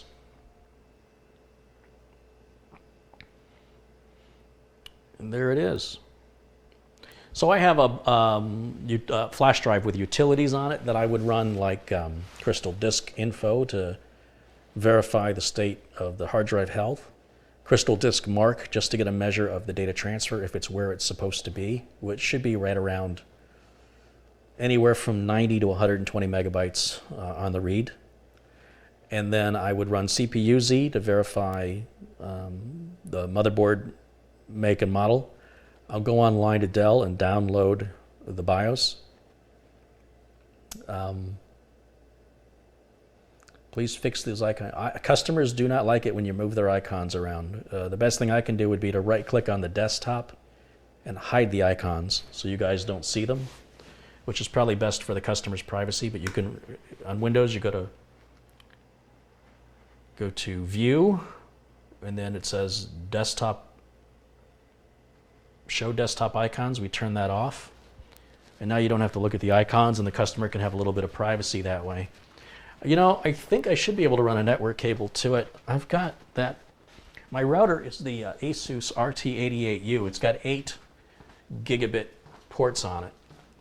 So it's just really a matter of running a really long cable from here to the router, and then we can run Windows Update and we can run all those little utilities.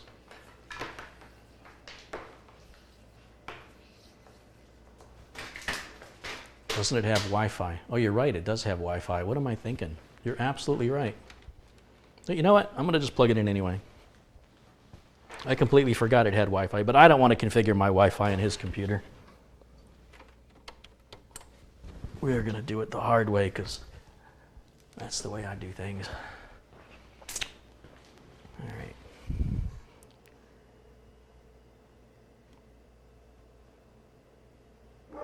We don't need it to see stuff on my network, and it should have an IP.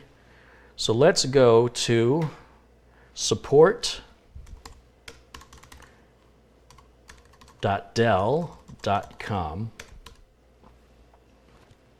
and then we're going to type in the service tag, which should then show us the BIOS that's available.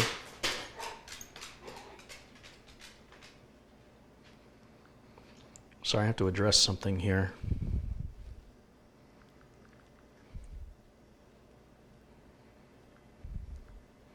So, bear with me for a moment, please.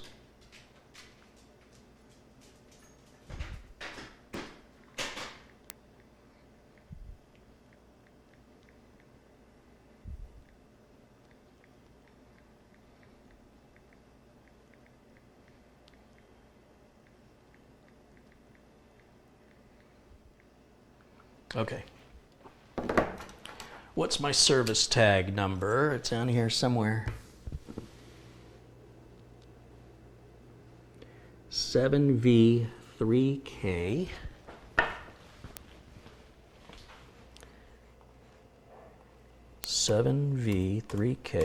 And then what's the rest of it?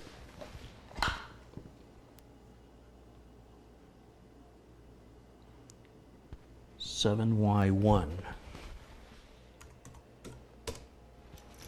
So ideally that's going to pull up the right page. Drivers and downloads.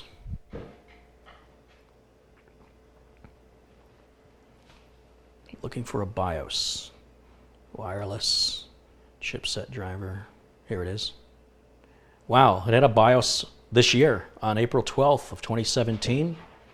BIOS A12, just like they said in the chat. We'll hit the download button. We're going to download this BIOS. We'll hit save. Already downloaded it. Let's hit run. Yes, I want to run it. We can close. Actually, I'm going to bookmark this page. Am I too late? No. Let's hit the star.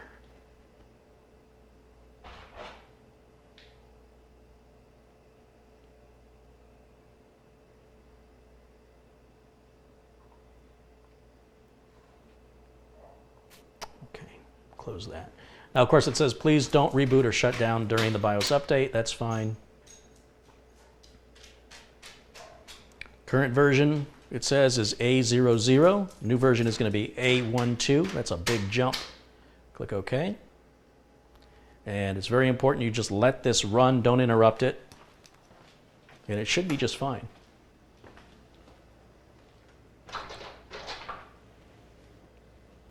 There are birds. Jimmy! Jimmy! Jimmy thinks he can climb up the side of the house to get to the birds on the eave. Watch out, boy. Come on.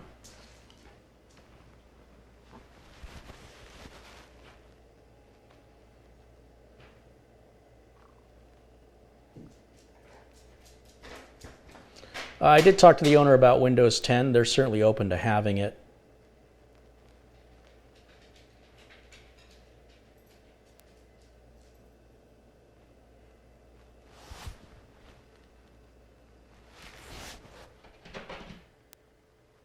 Oh, someone contributed to the page. Thanks for letting me know that, Brian. Actually, I can't scroll up to see who it is just yet because I don't want to disconnect the keyboard or mouse right now while the BIOS update is happening. Although it's probably going to be okay. I just want to leave it alone until the BIOS update is good, and then we'll go back and acknowledge the contribution here in just a moment.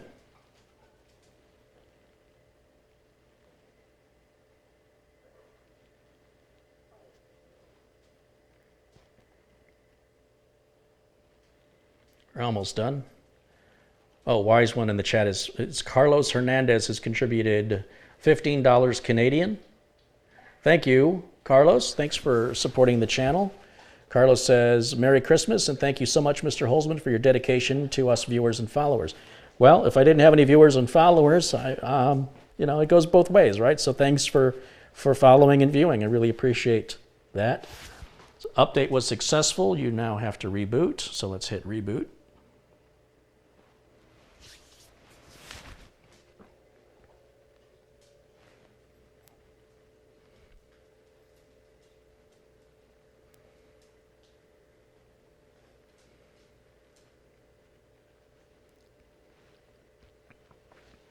Would you work with Linux in the future? No, I don't do Linux or Apple here. This is strictly basically a channel for novices and people that do Linux. That's something that enthusiasts use, and they do it on their own.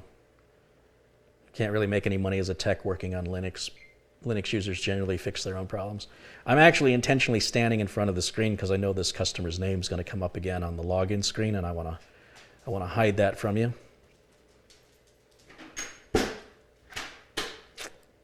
But it may be a while before it boots because we're back to that whole thing again. But it should boot quicker this time because whatever update it was doing before, yeah, it's a lot better. It was in the process of doing an update before, and that's why the boot process took so long. So I'm going to just stay in here and block the camera for a moment while I put in the customer's credentials.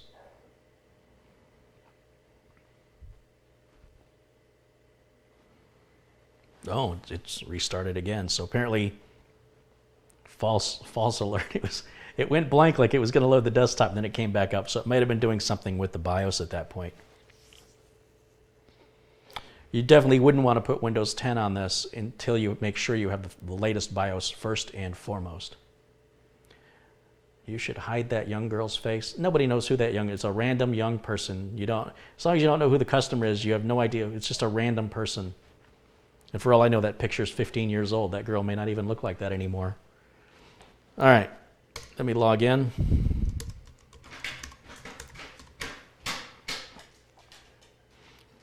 Even if that girl was in the witness protection program, you wouldn't know who she was. All right. He's got web root on here for some reason. Now we're back up and running. And then it's still finishing up loading. Don Bev has contributed $2 to the channel. Thank you, Don. I appreciate your contribution.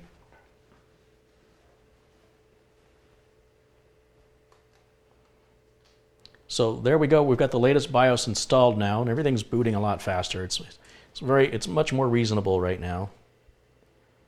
Oh, I forgot he doesn't have a start menu. Should we do Windows 10 or not? My feeling is, so here's my situation. I charge my customers a flat rate for labor. That means if I work on the system for 10 hours, 10 days, 10 weeks, it's still the same rate because I'm doing it here rather than at customer site, so I can walk away from things that take a while to load. If I install Windows 10, customers should be able to get a free upgrade to Windows 10 based on the fact they've got Windows 8.1 now. But it's going to take a lot of time that I'm not going to get reimbursed for, and it's not fixing anything. The customer didn't pay me to upgrade to Windows 10. The customer paid me to fix his computer. Because he said the symptom was a clicking sound, I said, it sounds like a bad hard drive, and I can get you a new hard drive. You might even consider going solid state if we're going to do that. And do you want Windows 8.1 put back on, or can we go ahead and do Windows 10? And he said it'd be fine to go ahead and do Windows 10. Well, none of that direction has actually materialized to fix the machine. So the customer doesn't have to buy a new hard drive. He doesn't have to buy a solid state drive. He doesn't have to upgrade to Windows 10. And my labor rate's the same across the board. And I want to do what's best for the customer. And I think what's best for the customer is to just leave it alone, because if the customer gets Windows 10 and can't navigate it for any reason, he's going to call me and ask me questions. So the customer can upgrade to Windows 10 on their own. Winston Ang Liu has contributed $2 Canadian, says Happy Hanukkah. Thank you, Winston, and Happy Hanukkah to you as well. Says, wow, a lot of rich viewers. I don't think $2 is a lot to consider to be rich. Anything helps. I'm not, if every viewer right now, there's 736 viewers, if everybody contributed $2, that would be almost $1,500. So I appreciate any contribution. The 100-pound donation was very unusual, and I am flattered and humbled by it. I appreciate that. It's nice when people put a monetary value to what you do.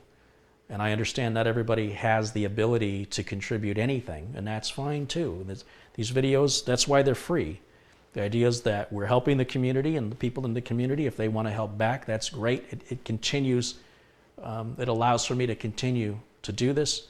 And, what else can I say? It's very appreciated. I see my good buddy Austin Dabbert has joined us in the chat. Hey, Austin. We'll just say hello to some random folks in here. Jonathan Mayberry, Rusty Shackelford, Mario Evil DM, Troll McTrollington. It's interesting your parents would name you that. Mr. JG84, Alexander Hedblom says hello from Sweden. Chris S. says, hey, Carey, big fan of your videos. Arnie says hello.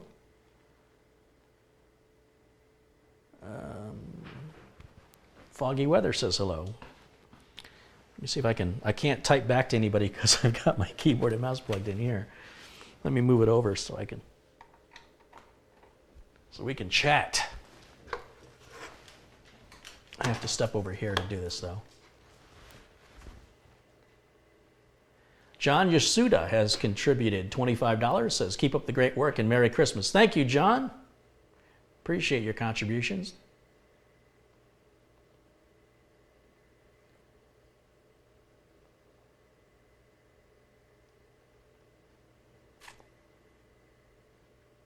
KCV says, howdy, Carey. Happy holidays, mate. Lee1302 says, hello. Dennis Fillmore says, hello. Hellgas Trooper says, I love the videos, Carey. Keep up the great work. Bulk Chart 32 says, hello from Mississippi. SCO Chat says, Sergio Cochat here. Hello from Portugal. Yeah, Austin's in college. Can you believe that? Austin was telling me his motherboard is like a Z87 chipset. I didn't think it was that long ago that he built it. Andre Rosico says, hello. James Vaudry says, hi, Carey, from Ontario, Canada. I got to fly one, says, hi, Carey, from New Jersey. Big honcho. Are you going to do more cooking videos? I will when time permits. Bartek Kasotorny, Bartek Kositorny has contributed $10. Thank you for the contribution, Bartek. We got a hello from Fairfax County, Virginia. Joss Jank says hello from Boston and Merry Christmas. Cord Oliver says Merry Christmas.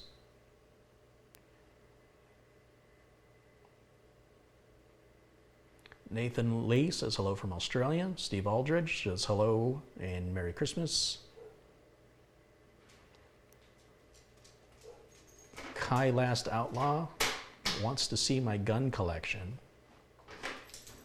Mario says hello from Quebec. We've got hello from Tempe, Arizona. That's not too far away. Merry Christmas to you. Enjoy our wintry weather. Simplistic Computer Fixer says Merry Christmas. Just for Fun 10 says hello from Romania. It's 2:12 in the morning. PC Area is also in Romania. Alexander Laberta, I don't know how to pronounce that. Bonjour from Quebec. Soren Rasmussen has contributed 20 Danish kroners. Thank you very much for your donation. Johnny Bcraft says hello from Omaha, Nebraska. You gotta like those Omaha steaks. Mr. Reese 23 says hello from Slovakia.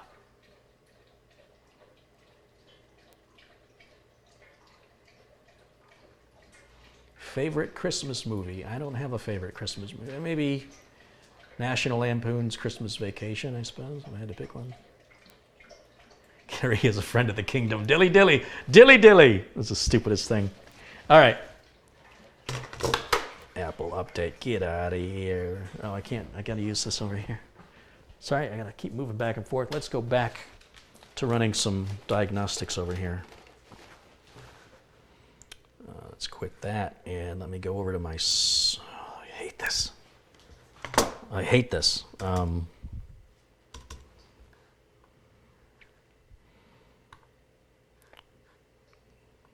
There's the run box. I hate that they got rid of this run box.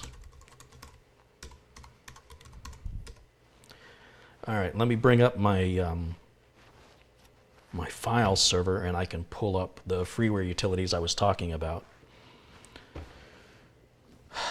It shouldn't need credentials, it should just log in. Let's go to utilities, my freeware, and let's see, we're gonna want, let's take Crystal Disk Mark, Crystal Disk Info, CPU Z. Let's copy all those. And let's put it on the desktop where they'll be hidden. So I'm blocking the screen once again on purpose. Bear with me for a moment, please.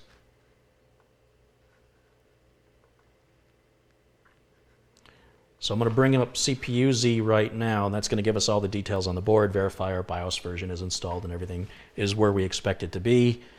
So we'll bring that up. And then I want to bring up Crystal Disk Info here, and we're going to launch that and see the status of the hard drive. We'll get all the details on the drive. The drive is in a caution status, so it probably should be replaced. It's got 35,942 hours on it, and it's only been powered on 54 times. So that tells me he normally leaves this computer on 24/7, which is what I advise people to do. It's a terabyte drive, and it is in a state of caution, which means the customer should replace it. And then finally, let's do a performance test on the drive. So let me bring up Crystal Disk Mark. Let's bring that up and see what kind of numbers we can get on this drive. And while that's running, I'll pull the keyboard and mouse and put it back over here so I can come back to talking to you guys. Die Hard takes place on... Yeah, the Die Hard movies were good. I liked them. Wouldn't say they're my favorite. That read speed seems too fast. 180? That doesn't seem right.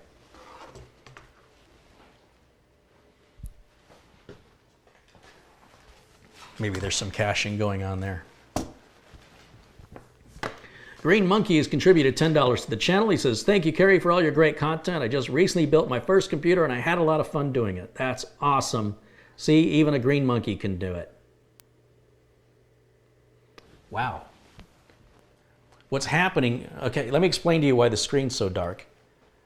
When the monitor is outputting this much light, the camera sees it as a light source, and then the camera adjusts all the lighting around it to accommodate to see this screen.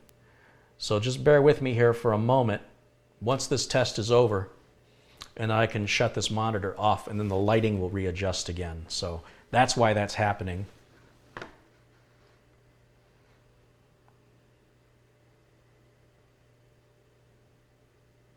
Austin Davert contributed $5. Thank you, Austin. That was kind.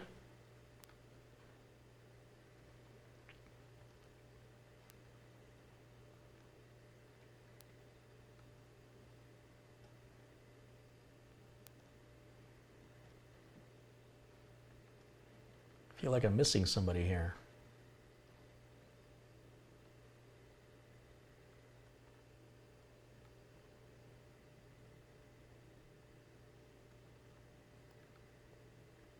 It's showing a $25 contribution for somebody, but I don't see it.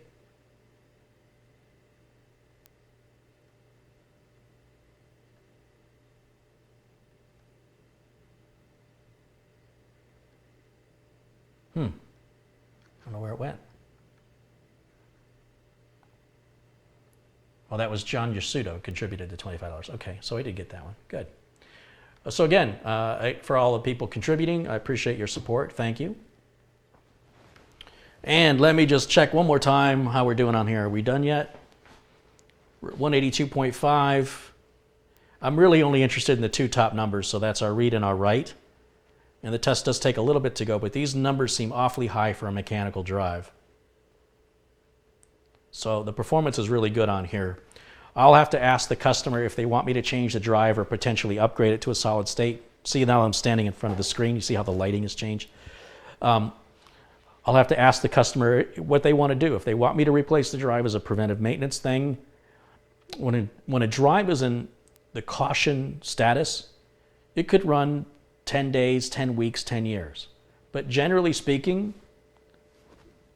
its life is going to not be much longer. It's just impossible to know. Ideally, well, I've got the machine, because I charge a flat rate labor, it would be in the customer's best interest to go ahead and have me do it now. He'll have to pay for the price of the drive. I'll be able to use a program like Acronis and clone his current drive to the new drive, and then it'll be a transparent change. The customer won't notice anything. Just like bringing your car in for an oil change. Your car doesn't work any differently before the oil change than it does after the oil change. It's preventive. If the customer wants to save money and they'd rather wait and be reactive instead of proactive, then the labor fee will happen again, because I will have to go back down and pick the computer back up, re-diagnose it, get the part. So I'll have to talk to the customer, because the window of time it'll be before that drive fails maybe many months from now, and the customer may need the computer back right away, or maybe now is a good time for me to have it. So these are the kind of discussion you have with the customer.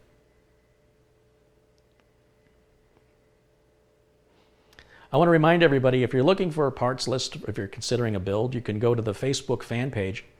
And the moderator, that's one of the moderators in the chat right now, is Catherine Anna Hauserman. Catherine is the volunteer moderator, and she puts together the parts lists when people request builds. She's the one who does it. We don't do really fancy builds like servers or entire network situations where somebody's got an office and they need 8 computers and one's got to be the server and one's going to... We don't do that for free. But if you're a novice builder and you're not quite sure what parts to get, if that's the thing that's holding you back from building, then you would go to the Facebook fan page and explain to us what it is you want the computer to do and what your budget is. And Catherine will put together a parts list for you. In fact, she's put together a parts list for my niece, and we're going to be building a Ryzen system hopefully in the next week or two using the parts list that Catherine put together for us. Steve Dickens has contributed $10 to the channel, says, built a computer thanks to you and Merry Christmas. Well, thank you, Steve, and congratulations. You're now addicted to building computers. You now know what the rest of us know who have done it. That's awesome, and thanks for supporting the channel.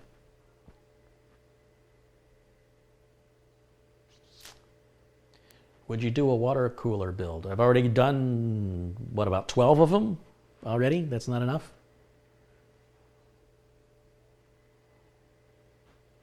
Which Ryzen did we use? I don't know. Catherine, maybe Catherine can tell you. John Davidson says, good content, Carey. Greetings from Northeast Thailand.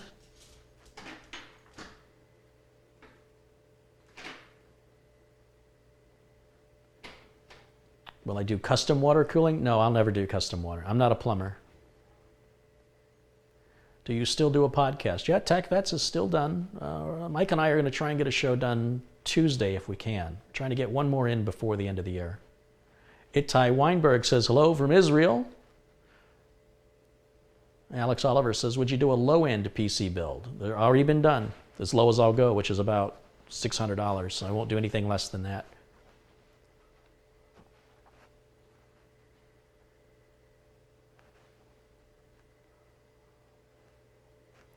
SLB Veteran says, Merry Christmas from Denver.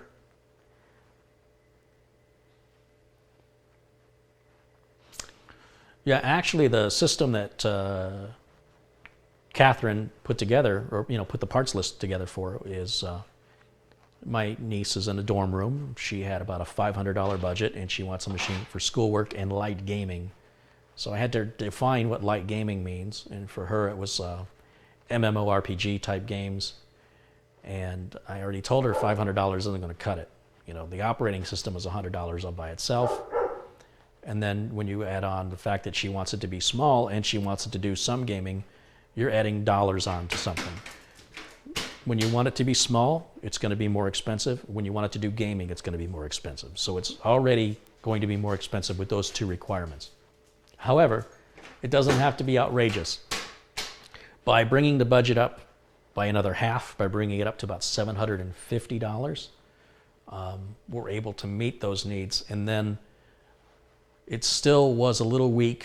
If you're going to do it, why not do it right? And I think my brother, her father stepped in and made a deal with her to basically double the budget. So it's up around, I want to say it's up around 900 and change, and it'll be a really good computer. The bottom line is, you should get an SSD, but the SSD is small, so you're going to need a storage drive. And you want at least 8 gigs of RAM, right? And then you're looking at a mini ITX board with the case and the power supply and the operating system.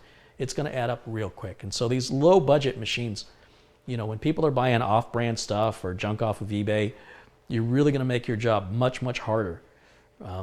If you're a first-time builder, it's probably one of the biggest mistakes you can make is to go cheap. You shouldn't also go real expensive either. On a first-time build, you should be looking at any of the typical builds I do in a Corsair 200R case. And if you're going to take on anything bigger or anything smaller than that, you should anticipate it's going to be a challenge as a first-time build. I'd like to see somebody do a very easy build for the first time, and that encourages them and gives them confidence to take on something more complicated now that they've got some experience. In this case, this will be my niece's first build, but I will be assisting her with it, so it's going to be just fine. But if she was doing it on her own, I would never recommend it for her to do on her own. And I did intentionally pick a case different from the one Catherine recommended, because it'll be easier to work on, and also because my niece liked the case better. And ultimately, that's the most important thing.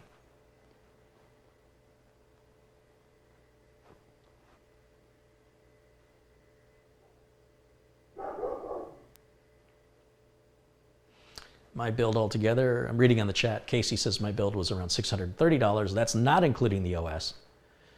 Well, then that's $730 for everybody else. So you can see, you can build a computer right around the $700 range with, with the OS, and that would be decent. Core i5, an SSD, decent case, decent power supply, use onboard graphics. If you want a cheap video card, as they're talking about in the chat, the 1050 Ti is what we actually have picked for for my niece's machine.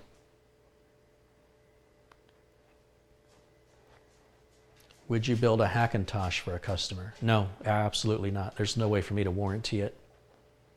If you want an Apple, go buy an Apple. Or find somebody else to build it. I won't get involved in that. I'm far, far too busy to spend that much time on a project. I wouldn't know what I'm doing. You have to pick certain hardware. Your choices and freedoms are limited because you're going into the Apple world. I have a reputation to hold, and I have 1,000 other customers that need help. So I can't let one customer monopolize my time. There are others who will do that, not me. My skill and my experience is in Windows and Windows related hardware. It goes back to 1991, and to adjust that for other operating systems, it's not logical at this stage in my career to start over again from the beginning, because it's extraordinarily time consuming, and I've got a line of people waiting for me to help them. So there's only one of me, and I just do my best to help as many people as I can as quickly as I can. But I want to make sure it gets done right. Brightech is taking off. Hey, Brian, thanks for stopping in. If anybody's looking for some content in between my videos, check out Brightech09's YouTube channel. He's got probably over 1,000 videos. I don't know, he's got a lot of videos. And a lot of virus removal, a lot of hardware reviews. Be sure and, if you haven't subscribed to Brightech, you won't regret it.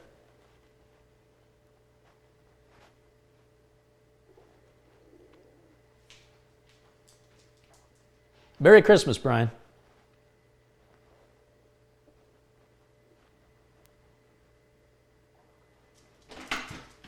Yeah, you can go to YouTube, the search, and type in BRITEC09, and that will lead you right to Brightech09.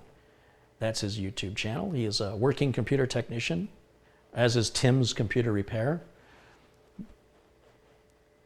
that just make YouTube videos on the side, versus guys that just make YouTube videos that really aren't technicians. They're just tech enthusiasts, and oftentimes don't really give the best advice, in my opinion, versus somebody who actually does the work. So, but hey, variety is the spice of life. So just set your expectations accordingly.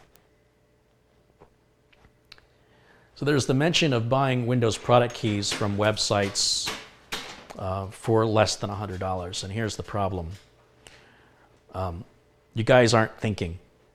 Greed is really, really, it infects the nicest people. The most honest people are infected with greed.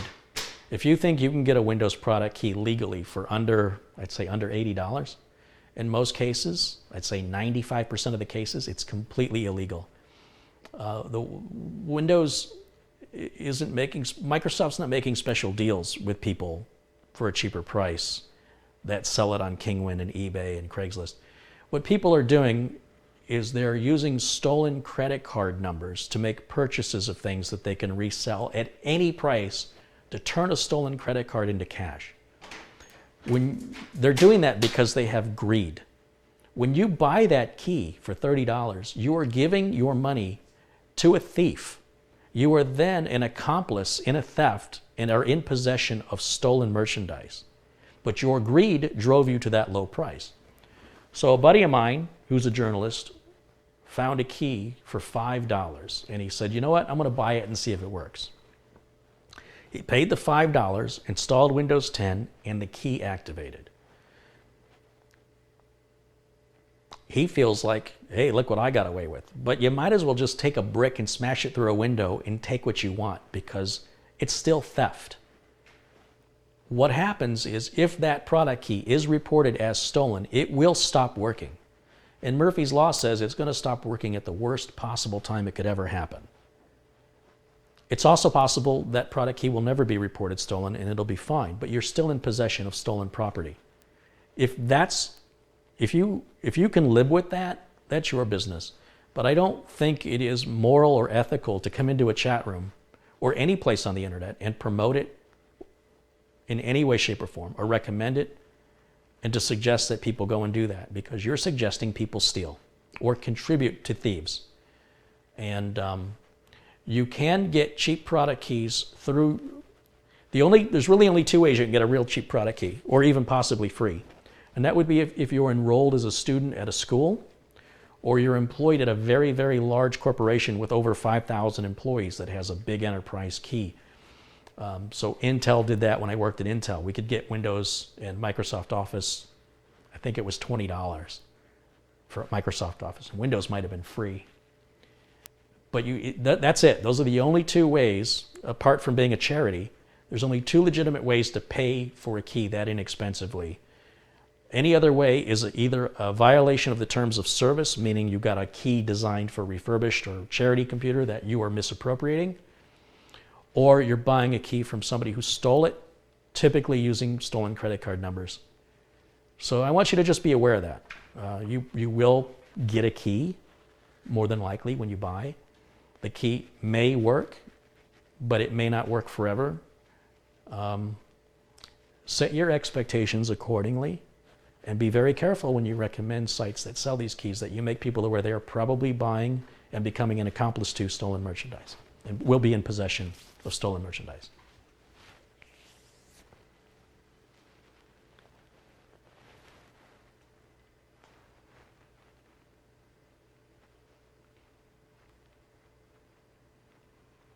Would you build a local storage server for a customer? No, absolutely not. The problem when you build storage, I'll tell you where your mistake is in your thinking. None of you do this for a living, clearly, because you wouldn't be asking me this. If you did this for a living, you would understand that if you build a storage server using Windows, you will need a keyboard, a mouse, a monitor, and an operating system, along with updates and antivirus that will have to constantly be maintained. And as a technician, if you're just yourself and you're self-employed, that's going to put a lot of stress on you, and it's probably going to upset your customer of the ongoing maintenance expense for it. If you were responsible as a business owner and you wanted the best thing for your client, you would recommend a network-attached storage device. And I don't care which one you buy, if it's Synology, if it's Seagate, if it's Western Digital, if it's so many of them to choose from.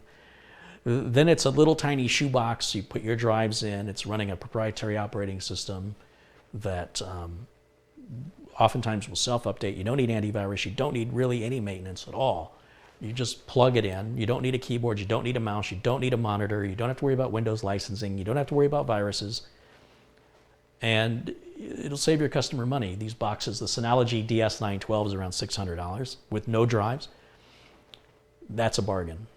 Now, if you're a garage mechanic, you're somebody who just does this as a hobby, you've got old parts laying around and you want to slap together a storage server, you can't run a business that way. Well, at least I can't. I mean, if you can figure out how to do it, by all means, you go for it.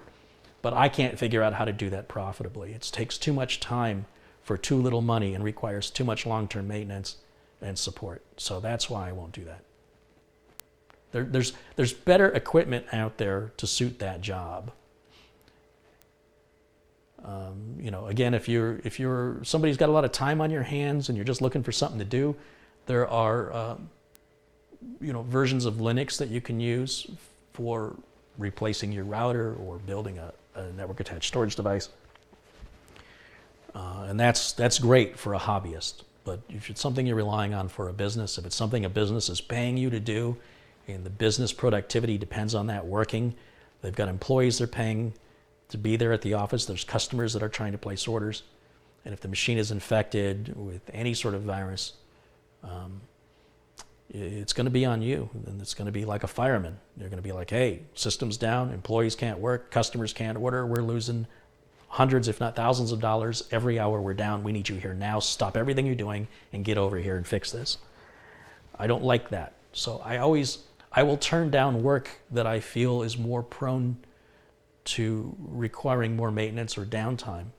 And instead, I will recommend, for example, Synology units, where we can set it, forget it. The Seagate unit I've got at one of my clients has been up and running now. I think the last time I checked it was 742 days without a reboot or a restart. You're not going to see that on probably anything you make at home. Probably.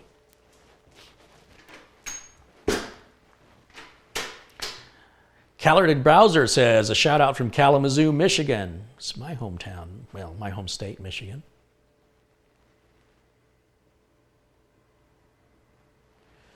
Mario says, we build servers for our clients and use Windows Server 2012 R2, and it goes well. We also use Active Directory and Cisco for VPN for the site.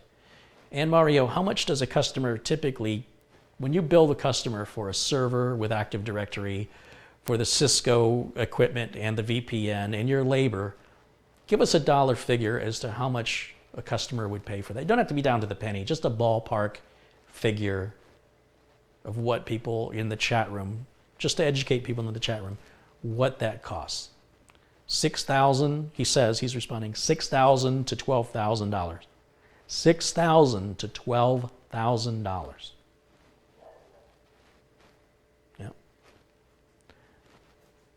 I have clients with network attached storage devices since 2008 that I haven't made $12,000 from since 2008. Like if you took all the money they've paid me since 2008 for 9 years, it would be, well, I guess it's not true.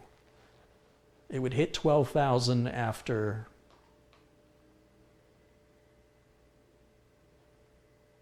3 years.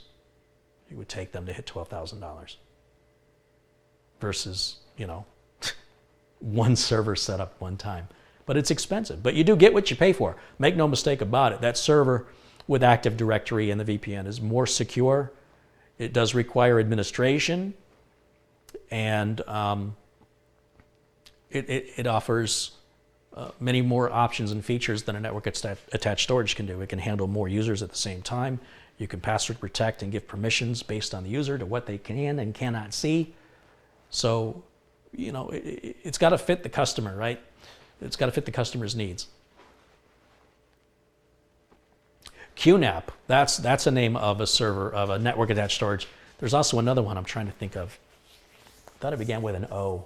But yeah, Synology and QNAP. I've heard a lot of good things about QNAP. I've never used one. But I have been using the Synology units. I've been very happy with them. So a lot about running a business is about being sustainable, being able to have a business tomorrow. And it means you can't just go ripping people off, making a quick buck. If you want to continue to make money in the future, you might be able to make a lot of money in a real short period of time, but then you'll be real quick to go out of business when everything starts failing. And you go, well, I'm not going to fix that for free. And the customer says, well, it's a warranty. You should fix it for free. And you say, well, it's not a warranty issue. And the customer says, well, it should be a warranty issue. I bought it from you. And you're back and forth. That customer will never buy from you again. You're just going to waste your time on the phone. And the more customers you have calling takes away from your ability to get any work done. And, there's got to be a balance there. And it doesn't mean you're charging the most amount of money either. For me, I think I'm in the best bang for the buck arena to meet whatever the customer's needs are. We don't go overkill, and we also don't underdeliver. And at the same time, my customers don't need to be calling me frequently with any problems. How often do you ever see a computer that I built come in for repair? It's pretty rare.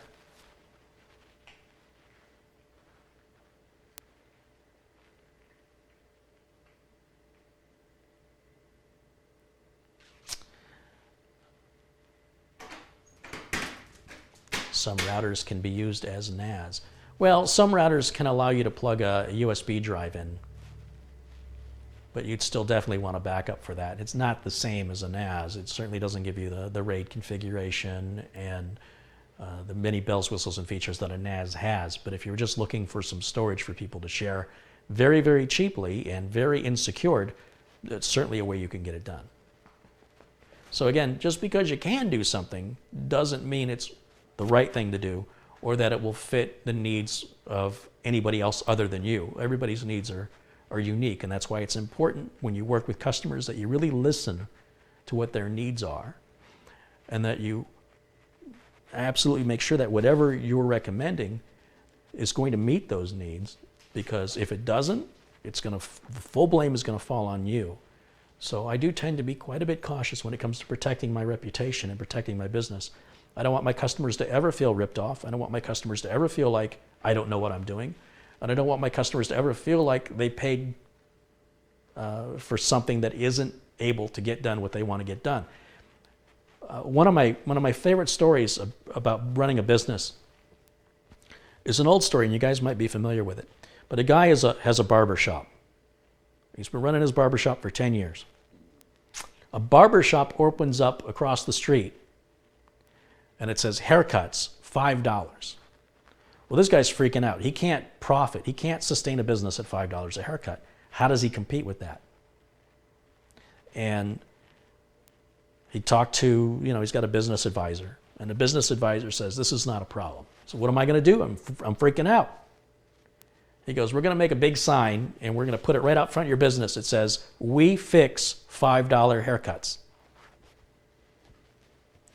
And the best way that you're successful is by attrition. The fact that you may have competition, but competition comes and goes. If you do everything right and you sustain your business, you will outlast them. That's what makes you successful. It is not a measure of how much money they make versus how much money you make. It's not a measure of how much they charge versus how much you charge. It's a question of if you're taking care of your customers and you're keeping your customers happy and you're able to keep the lights on and you're happy, you're achieving what you consider to be success. For me, I don't measure success in dollars. I measure success in the ability that I get to do what I want to do, when I want to do it, and how I want to do it. And I don't think many people can say that. That's more important to me than money. But don't get me wrong. I can't call the power company and say, hey, can I pay my bill with good feelings? They need their money and I need to keep the power on. So I owe it to my customers to charge them enough that I can be around to help them tomorrow. That means I've got to charge them enough where I can keep my power on, where I can pay for my cell phone bill. If I don't do that, not only am I hurting myself, I'm hurting my customers by permitting them to pay me too little. And if there's a customer who insists that I'm overcharging, that simply means that they don't value the service that I offer. And it is a waste of time in my experience to try and convince them otherwise. Let them go. If they don't see the value in you, then focus your attention on those who do. Don't give those people who don't any more of your time. In most cases, in my experience, they will come back and they will ask you to fix the mess the cheap guy created. And it might take a week, it might take a year, it might take 5 years. The difference will be the other guy will be gone and you'll still be in business and you'll be the only other number they have. And because you don't say, I told you so, because you don't say, don't do this, you're going to regret it, never say that. Just say, look, I'm sorry you don't see the value in what I offer. I wish you the best of luck. If there's anything I can do to help you in the future, keep my number. And they'll remember that. And more times than not, you'll be surprised, they will come back to you. And then they will, at that point, value what you do.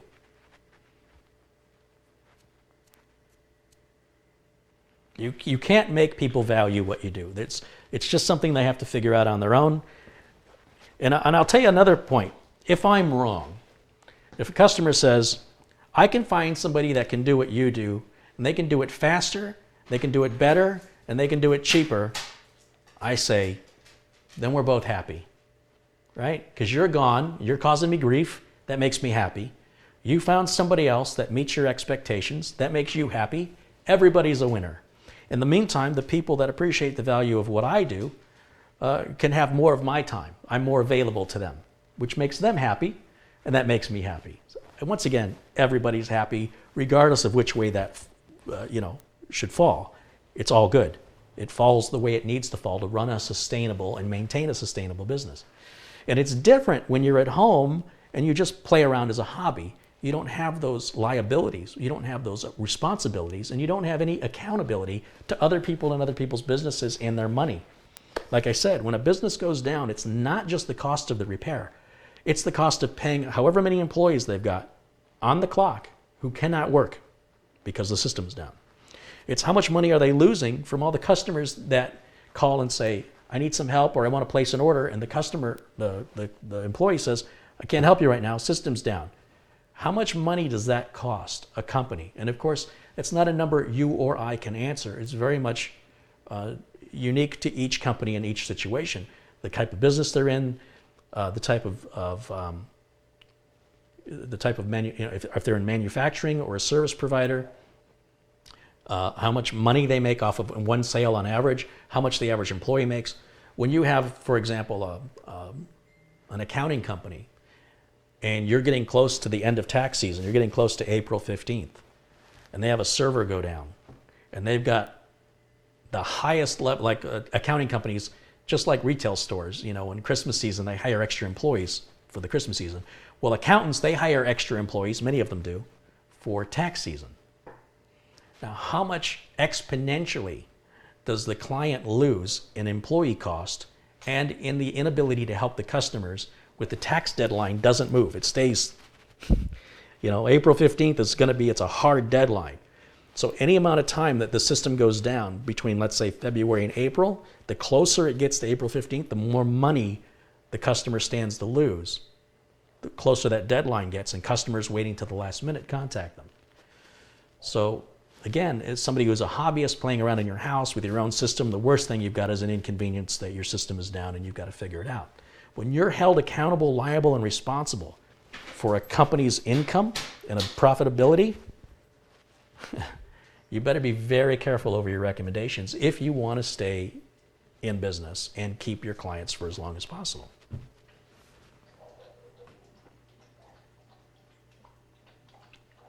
So you'll hear a lot more advice like this on the Tech Vets podcast. This is what me and Mike Smith talk about, the whole process of these types of thoughts and considerations when running a business that aren't necessarily taught in school. Unless you go for a business degree in college, you probably aren't going to learn this except the hard way. And most of the business advice I'm hearing involves marketing ideas or billing ideas, bill collection, things of that nature. But when it comes to actually the parts recommendations, and Mike Smith won't build systems. He actually just recommends Dell computers and lets Dell take care of the warranties. And that works fine for him and his clients. I would never, ever do that. But I also don't have the same kind of clients Mike has. So it's not to say that one way is right and one way is wrong. It's that you need to find the way that makes your business sustainable. So anyway, Tech Vets is free. It's a podcast. It's at tech-vets.com. And hopefully, maybe on Tuesday, we'll be getting another show done, I hope.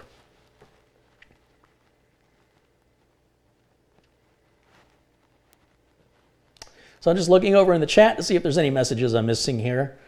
Does anybody have any questions for me? Now would be the time. I am quickly running out of light. It looks like we're about 10 minutes to 6 in the evening here in Phoenix. And I think I'm going to wrap it up. I hate to wrap it up when I have so many people watching live. But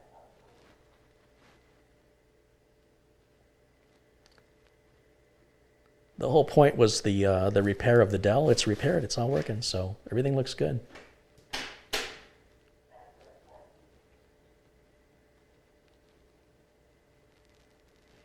Why is it advisable to leave a PC on 24/7? The reason is that when a computer fails, and you can just make a note of this in the back of your mind for future reference. When you experience a computer problem in the future, it'll probably happen, when you turn the computer on. So don't turn the computer off. Computers that stay on have fewer problems. You're less likely to experience a bad motherboard, a bad power supply, or a bad hard drive if you quit cycling the power. Most computer problems appear when you turn the computer on. So my advice is leave the computer on 24/7 unless you suspect there's going to be a power outage, such as an electrical storm, something that you're anticipating, a big storm is coming in, a tornado, a hurricane. Obviously you want to unplug. It's not enough to turn off the system. You have to unplug it from the wall, including your network cables. Apart from that, leave it on 24/7 and you will be less likely to ever have a problem with your computer. It doesn't guarantee you won't have a problem, but you will be statistically less likely to experience one, and the space between problems will be bigger. If you keep turning it on and turning it off, turning it on, turning it off, things expand and contract, expand and contract. It's like taking a piece of metal and bending it back and forth and back and forth. What happens? It breaks. Can you leave a laptop on? No, I don't recommend leaving a laptop on. Laptops are very, very small and don't have very good cooling. It's a very good chance you will overheat your laptop. Definitely, I strongly advise you to not leave a laptop on. I'm talking about desktops. Same with USB hard drives. They don't have any cooling. You should not be leaving those plugged in 24/7. When will this broadcast be posted? Well, the way YouTube works is when you do a YouTube live stream, YouTube is recording everything I'm doing, but it won't process the recording until I stop broadcasting. The processing, depending on how long the video is, can take anywhere from a half an hour to 3 hours. And once it's processed, then it'll be made available to the public. I don't do anything. It's all automatic through YouTube. I want to remind you, I am hoping to be able to go live on Christmas Day. I hope you guys can join me. There's a slight chance it may not happen, but I'm thinking it probably will. And so it'd be great to have a chat with you guys on Christmas Day. We're all just hanging around and definitely shouldn't have any customers calling me. So it should be a nice uninterrupted day. What is good cloning software to move from? I recommend Acronis. I've got several videos on it. It's the only cloning software I recommend and have recommended for the last 10 years. So you'll find plenty of information on Acronis on my channel. Is it going to be a drunk Christmas? No, I'm not planning on that, no.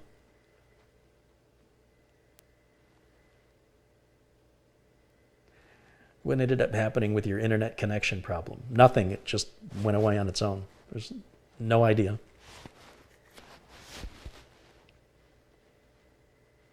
Have you tried using a magnet on a PC? A regular magnet won't hurt a computer. You'd have to have a very strong, powerful magnet to interfere with a computer.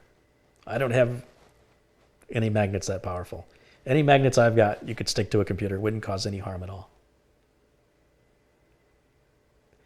Acronis is cloud now. No, it isn't. Acronis has a cloud version, but it's not like it's only cloud.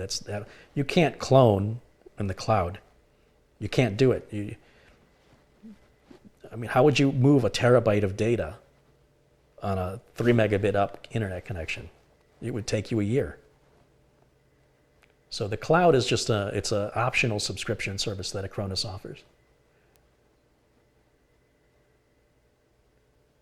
It's not for cloning. Can you do a show on setting up a home network? Unfortunately, that would be really complicated with the amount of hardware I would need. I'd need a separate router, a separate switch, multiple computers, multiple monitors, multiple keyboards, multiple mice. Unfortunately, there's just no practical way to show that. And then, of course, if you have a combination of Windows 7, Windows 8, and Windows 10, you have to go into different places to change the settings. And different settings. So unfortunately, no, there's no real easy way for that. But the good news is you can always go into Google and type whatever your networking question is specific to whatever issue you're having and whatever operating system and hardware you have. That probably the answer is already out there for you.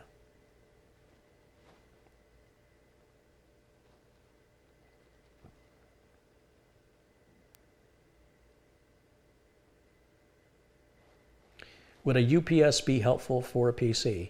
An uninterruptible power supply would certainly be helpful if you live in an area where you lose power regularly. On the other hand, if you very rarely lose power, your UPS, which you will forget about after 3 or 4 years, will probably start to fail and cause power outages. And it will be a thorn in your side, and you'll regret ever buying one. So in the right scenario, having a UPS makes sense. But in most cases, if you do buy a UPS, you need to understand you have to replace the battery about every 3 to 4 years. Whether you use it or you don't, it still has to be replaced. And it can often cost as much as buying a new UPS. And you can't just throw the battery in the garbage. You have to take it to a recycling place. It's a big pain in the butt. So I only recommend a UPS for people who absolutely, live in a place where power is unreliable.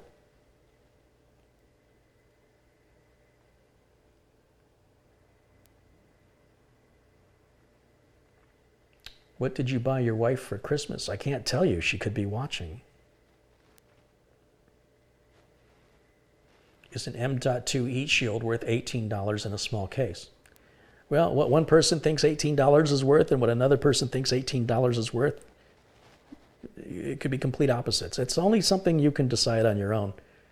No way for anybody to answer your question. You will have to either decide to spend the $18, put it in your case with your hardware, with your configuration, in your environment to see if it makes any difference to you. And even if it does, it doesn't mean it will help anybody else. And even if it doesn't mean it won't help anybody else. M.2 is quicker. No, M.2 is an interface. M.2 is the same speed. M.2 SATA is still the same speed as any other SATA. M.2 NVMe is quicker than M.2 SATA. And again, there's a video I explain all this. So you can watch that to learn about the differences. Did you sneak around to see what you got for Christmas? My present is the screen I'm staring at right. You see me looking off and I'm looking up. I got a big screen on a big stand that I can roll around. That's my Christmas present, and it's pretty awesome. I like this so much better. And this, hopefully I can get the computer on the stand and the keyboard and the mouse and have it all pre-wired up into a surge protector and just plug one thing in the wall and be up and filming much, much faster than what I have to do now. So I got a big 40-inch screen up here. Actually, I can, well, if I move the camera around, then I'm going to lose my...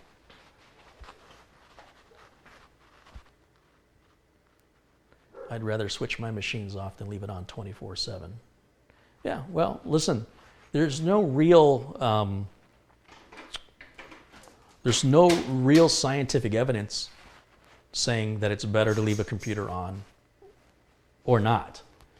It's really personal preference.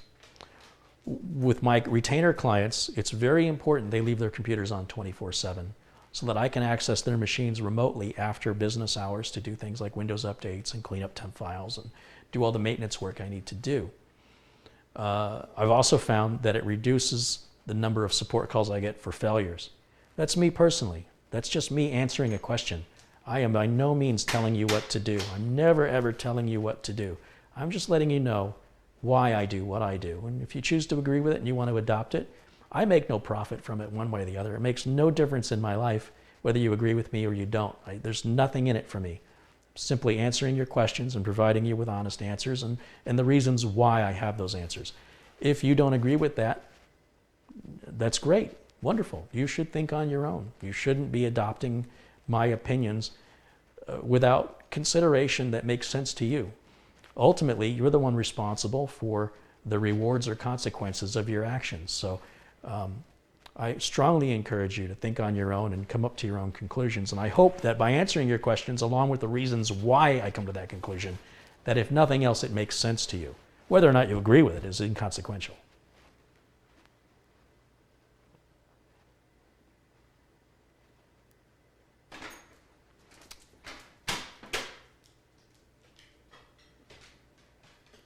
People want to see the big screen. All right, I'll show you the big screen, but I have to move the camera, and there's a good chance I'm not going to be able to recenter it. And so we're going to wrap this up now anyway. So I guess that'll be a good way to close it out. But it's going to create sort of this infinity loop of the camera, like looking into a mirror, into a mirror, into a mirror. So it's going to look a little funny, but you'll get the idea of it here. Let's just swing it around. Let's see if I can show you. If I can get back far enough.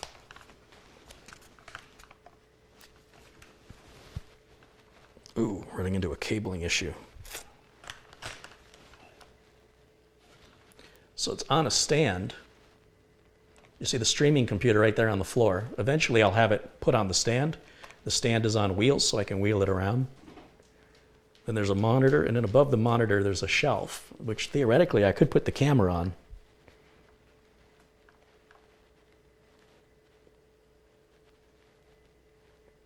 So that's it.